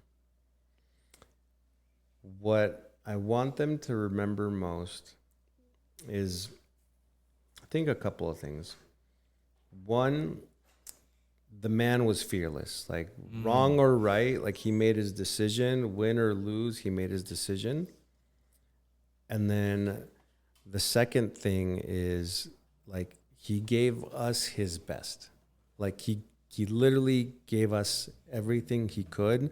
And I'm not even talking money, like just we got the best possible version of this man as a father for us. Like that's what I hope is said. That's like what I'm working towards, you know? So hopefully that's what is repeated. Nice. You know, but we'll see. We'll see. That's good. But it's like an on the spot question too. It's like, you're right, but I like it. It does make you think though, right? Like it does. I do wonder what I want. For sure. Just I want them to have like I've told Nadia, like when the time comes and like it's like and my time is up, like I want to say to myself, damn, what a ride. Like that's what I want to say. Like no regrets. Like I did it how I wanted. Good, wrong, right. Like what a ride. Yeah. And I hope like with the kids saying like he gave us his best. Like I hope it's something like that. Yeah. You know. That's good. Yeah. What does legacy look like for you, professionally and personally? Ooh, okay. Legacy. Okay, so coming from lack, and now like we've saved up a little cash. Don't screw it up. Like don't screw it up. If I'm handing over something, don't screw it up. Help make it bigger. You know, like that's like financial legacy. That's what I would expect and hope. I can only hope, right? Because once like we check out and it's handed over, we'll see. Right. But financially, that would be my expectation and hope. And then on a personal level, I said when Ella started going to she goes to a local school here called Excel Christian Academy. Okay. Yeah. So I remember dropping her off on like her first or second day of school. And then I told her, hey, have a great day at school. Make our family proud. And then like she's like, okay, Papa, gave me a hug and we move on. So then that little comment, the next day we go to school and I drop her off. Then she starts repeating it to me and says, okay, Papa, go make our family proud. So that's kind of like cute. Become a thing that she and I say to each other. So the second thing I would want them to remember is make our family proud. Like whatever you decide, like just make our family proud. I think whatever they choose, as long as they keep that in mind, I think they'll make the right decision. Yeah. You know, will this make our family proud? I like that. No? You know, it's just not selfishly motivated, right? It's just like, hey, you're not just because I think there's a big mistake when we think when we screw up, it's just us. Mm-hmm. It's not really true. Even if we don't have any family, or we have parents that, you know, or people that are looking up to us that we don't even know about, right? Yeah. Or even a stranger that gets affected if we're just like texting while we're driving and we hit somebody out of their car and then we end up killing that person. It's bigger than us. Correct. It's just not us, right? For sure. Make our family proud. It's making them really have the bigger picture.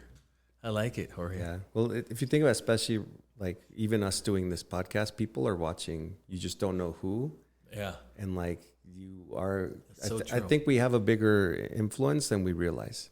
Just because somebody didn't thumbs up your photo doesn't mean you didn't influence somebody. I agree. Like it's true. Yeah. It's just, it's so true because you're Spanish one. I mean, what you would think it would hit me that way. It hit me because I didn't even understand what you were saying. I was just like, I gotta be like this, man. Just embracing who he go is. Go in, yeah. Do it, yeah. How about some quick questions as we close, man? Yeah. What's one word that best describes your journey?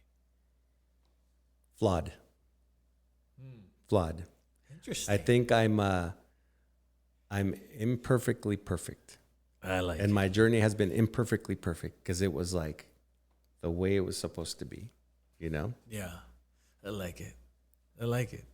What's your favorite Mexican food to cook or eat? Ooh, okay. Mine's birria. Birria's awesome. I just can't do chivo, like goat. I can't do. I do the chivo. I can't do it. Like I've tried multiple times. Really? I don't know. Yeah. The Guadalajara people are like, what are you doing? You're a fake Guadalajara. No, you're not a Montoya. Yeah. I'm disowning you. Yeah. So I would say a nice, quick one that's lean is ceviche. Oh. Like ceviche, and I like doing it with like halibut or like shrimp, but like raw, like not like raw. I think that's my jam. We have our own version. I like the Mexican ceviche. I like it. Are you an early morning or late night when you do your best thinking? Ooh, I think it. Okay, so during the week, it's late night. During the weekend, which is so weird, like during the weekend, I want to like sleep in, but then I can't. So then like I usually wake up before everybody else. So then like Saturday, Sunday, it's like in the mornings. Wow. Yeah. Wow, you just really programmed properly. I don't want to. I want to sleep. You take the open space. Hey, we have some time to think. Let's do it now. One habit that keeps you hustling every day. One habit that keeps me hustling every day. I would say, habit that keeps me hustling every day. I'm not sure I'm understanding like something I do or like. Is it a phone call? Is it? Okay. Now I get it. Okay. Yeah. So I think personally, what I like is like this, like meeting people. I think as long as I can continue to meet new people in different settings, like I'll win. Because like this is like it's a people business. So as long as I'm shaking hands, because like the phone calls and all that stuff we do it, but I feel like the in person, like going to an event, meeting people, like we were at Buffalo Wild Wings yesterday, and then there was like a family, and then I just like start talking to this family like about kids because they saw us walk in with 4, and they were like, "Oh, you're busy," and then and then I can just keep that conversation going. Yeah. Interesting that you said that because I've been trying to really get back in the grind, and I've been looking at my misses. Where am I missing? Which box? Yeah, there's a lot, But one thing that I thought I wasn't doing was one thing that I thought I was doing and I wasn't was meeting new people. Yeah, because I would go to work, right, which is a client of mine already. Yeah. I'll go to church, which is my familiar church family, and I go home, my family. I'm not meeting anybody. Yeah. When I'm at the gym, I'm not talking to anybody. I'm just trying to just work out. Yeah. So I like that, man. That's good. Yeah. Oh, no wonder. I like it. Who's the biggest influence on your work ethic? My father, for sure. 100%. Like selfless guy, taught me about risk, and like how I'm speaking about my father is how I hope Jax, Ella, and Ellie and Ella speak about me. But yeah, by far. And I think like what I admire most about him is he never complained.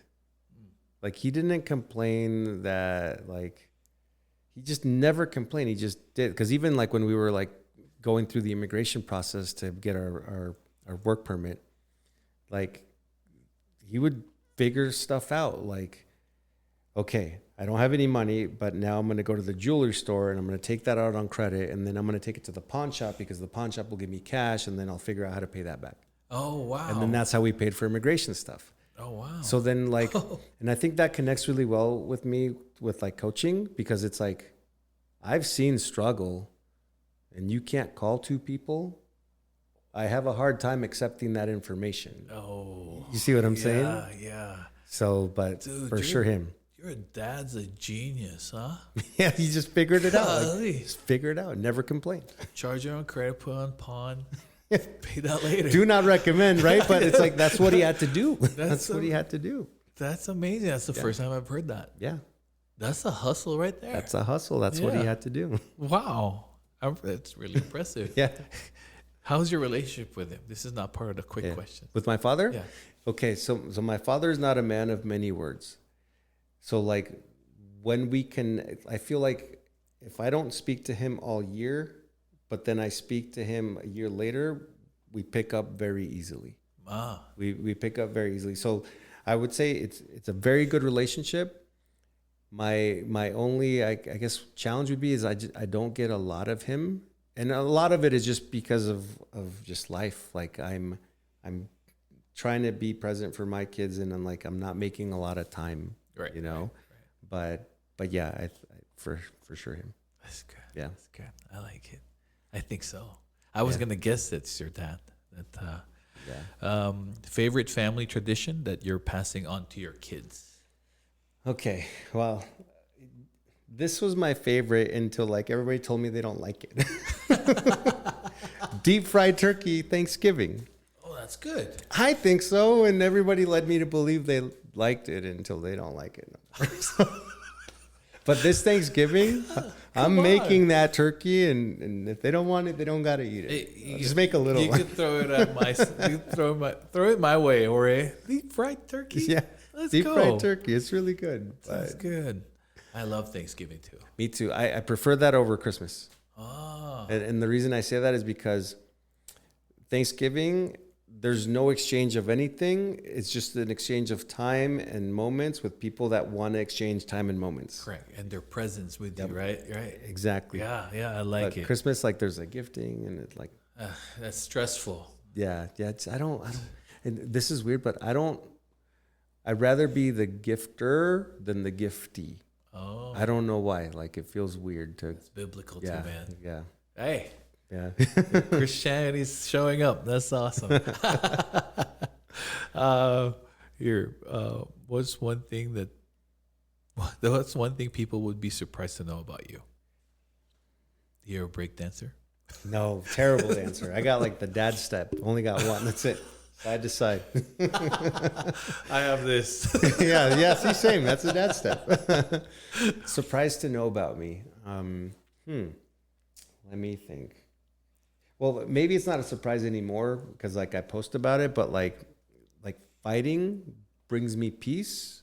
Boxing and Muay Thai, it's so weird because that is anti-peace. Fighting and hitting things is not peace, but it's peaceful to me. And I think I really enjoy it because when I travel for work and I'm speaking, I'll find gyms.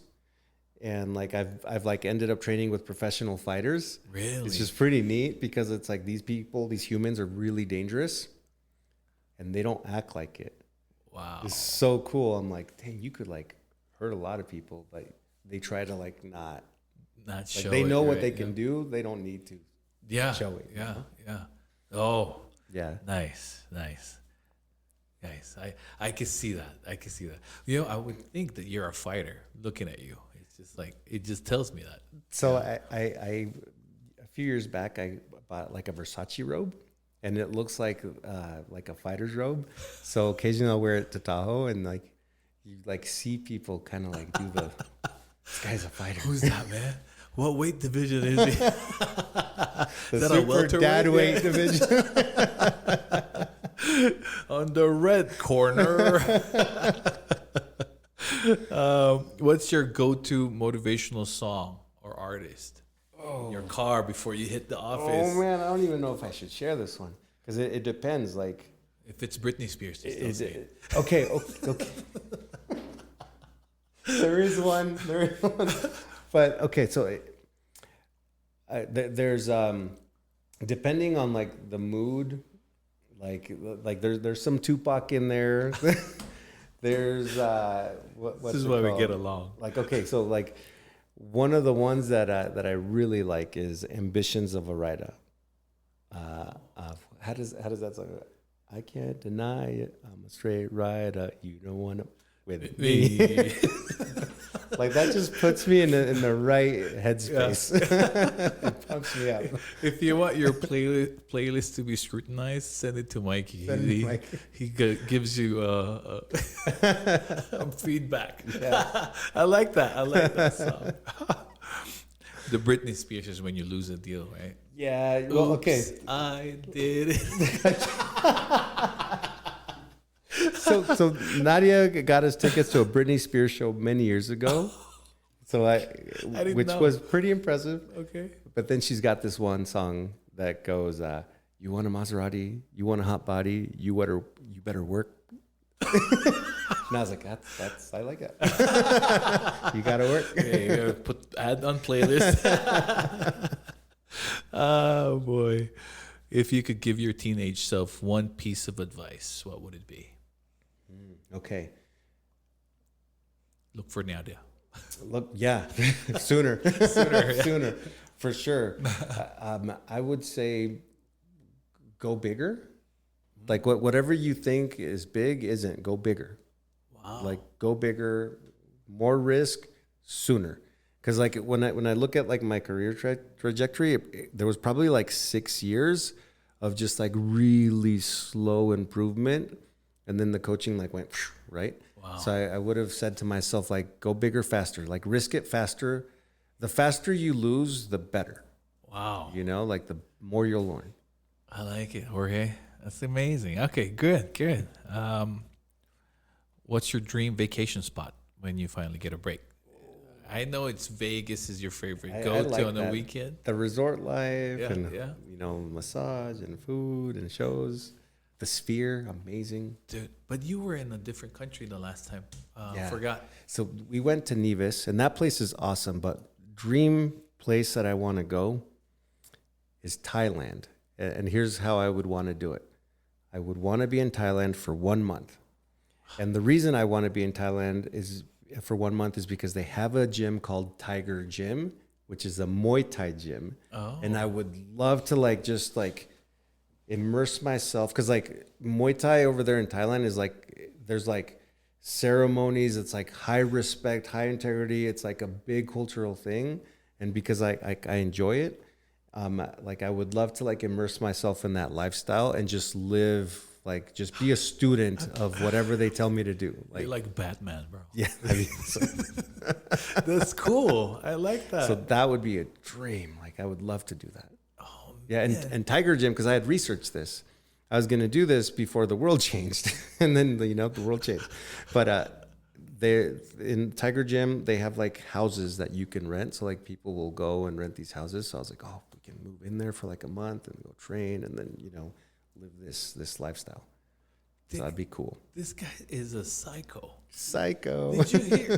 The question was, what's your dream vacation spot? And his spot is a place where he's going to get punished. Physically. And he's like, that'll be so cool. I'm thinking massage, food. When you said Thailand, like, what's Thailand? What's in Thailand? Okay. Yeah. Tiger Gym. Tiger Gym. That's impressive. That's the sponsor of this video. Just right. If they watch it, I want to come. Come see you guys. And if you go there, I want to see a clip. Okay, that's amazing. That would be cool. So cool. Best advice you've ever received in business. Best advice I've ever received in business. Okay, and this actually came from a movie, and actually lessons that that people showed me that I later recognized as lessons, and that was pay it forward. Like somebody helped you come up, you should help others come up. Which like it connects to the coaching, because it's like, this is my way of paying it forward. Like everybody can win. Like I think sometimes we get into this like attitude of culture of like, don't copy my homework or my tactic, my strategy, but it's like, it's not yours. Correct. It was a learned thing that was already done. Yeah. And even this, perfect thing. Okay. So I went to this event, and then the main speaker, great speaker, he was giving this strategy on how to future-proof your business.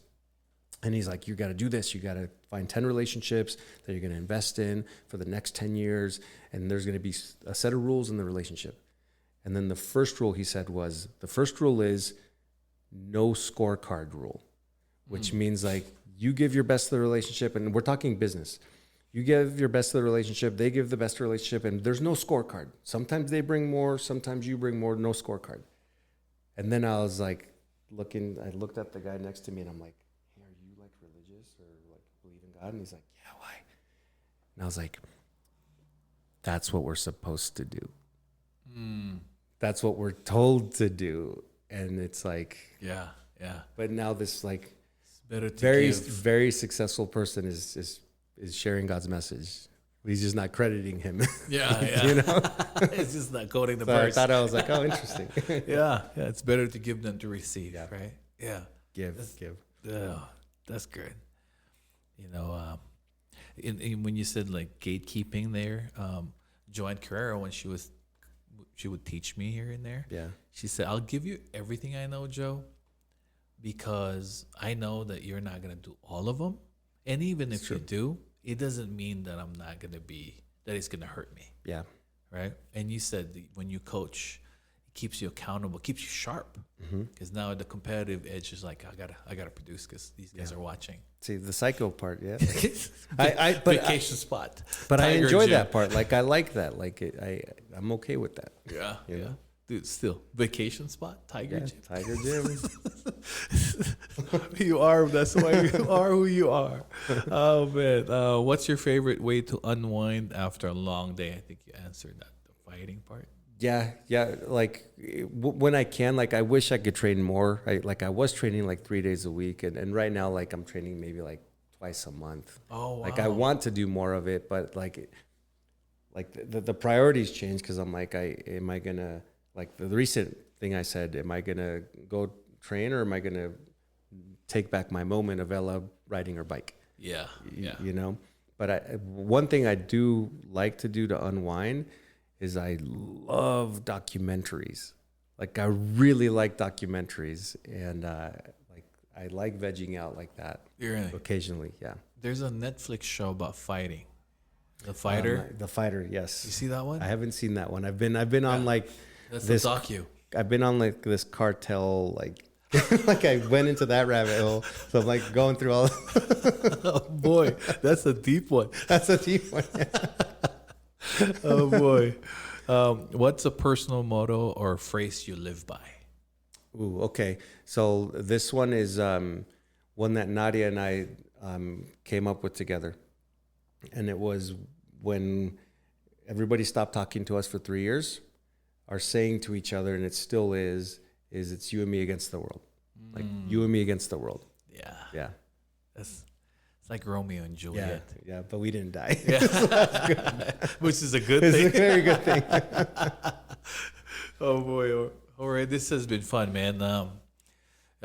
Your story reminds us that you don't have to come from a privileged walk. Yep. But your purpose, that chip in your shoulder, as you put it, silently drove you to become who you are. Yeah. In the example of your dad being taking risk and not complaining, as you said earlier. Yeah. You never heard him say any complaints, that, although you saw the struggle Yeah. many times. Yeah. And you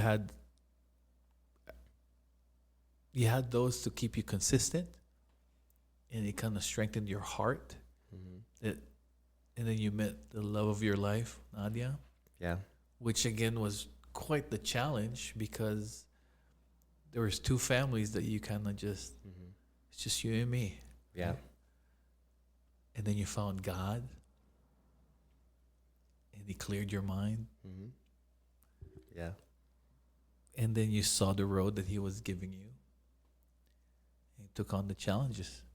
Yeah. So to everyone listening today, everything that you spoke about today,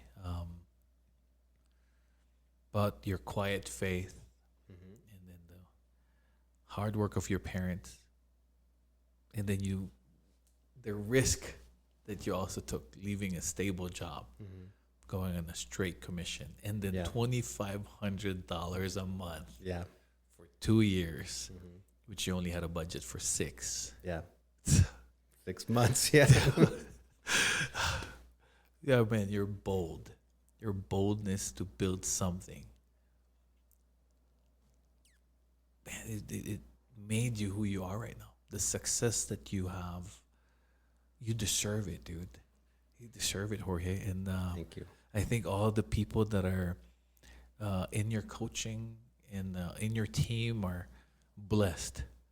And I hope that the listeners have heard the resilience there, and the determination, and the willing to work hard, even on your vacation spot. Yeah. Tiger Gym. Tiger Gym. Muay Thai training, Yeah. dude. 30 days. But success is reachable, I think so. and success is defined by every person, Yeah. but it won't be worth it if it doesn't take hard work. Yeah. And all of this drive that you have still kind of zeroes into your children. You know, I could see a lot of your substance there saying, I hope that they would still see me. Like the way I speak about my father, they'll speak about me. Yeah. At the end of the day, when you heard Nadia say, oh yeah, Jorge, he's great. Those are the things that truly matter for you. Yeah. And the thing that really hurt you was you missed That bicycle the moment. bicycle Yeah. moment. Yeah. You didn't talk about the deals you lost the last 30 days. It was just what ticked you off was you missed that moment. Yeah. And man, I thank you for sharing your story. I knew it was going to be a great one. Yeah. No, thank you. And I please tell your agent that next time when we get sponsors, that's when you can just bill us. Okay. I appreciate it. I think my hope is that as people hopefully tune in, that like they're like motivated to like live the life that they want to live. Yeah. You know, the best way you can. Right. You know. And it doesn't matter if they're Mexican, Filipino, right? Even if they get 10,000 no's because you're brown, doesn't matter. Yeah, no. Keep going. It doesn't matter, and don't compare it, because like everybody's results is going to be different, and it more or less doesn't mean better or worse. Like I think it just, like you said it, like your success, everybody's success is different. And just be thankful for what you have, because there's always somebody that has it way worse. Oh, you know, that's always. good. That's good. Well, this is where we ended, Jorge. Thank you. All Sorry right. it took too long, No, but all fun. this is a Minorities Report, and if this episode inspired you, please share it. Subscribe. Place a comment there. Mikey and I will watch out for it and reply to it. And then maybe send it to someone, share it to someone who needs to hear this story. A story that really matters. So hanggang sa susunod, maraming salamat po, and I'll see you next time. God bless you.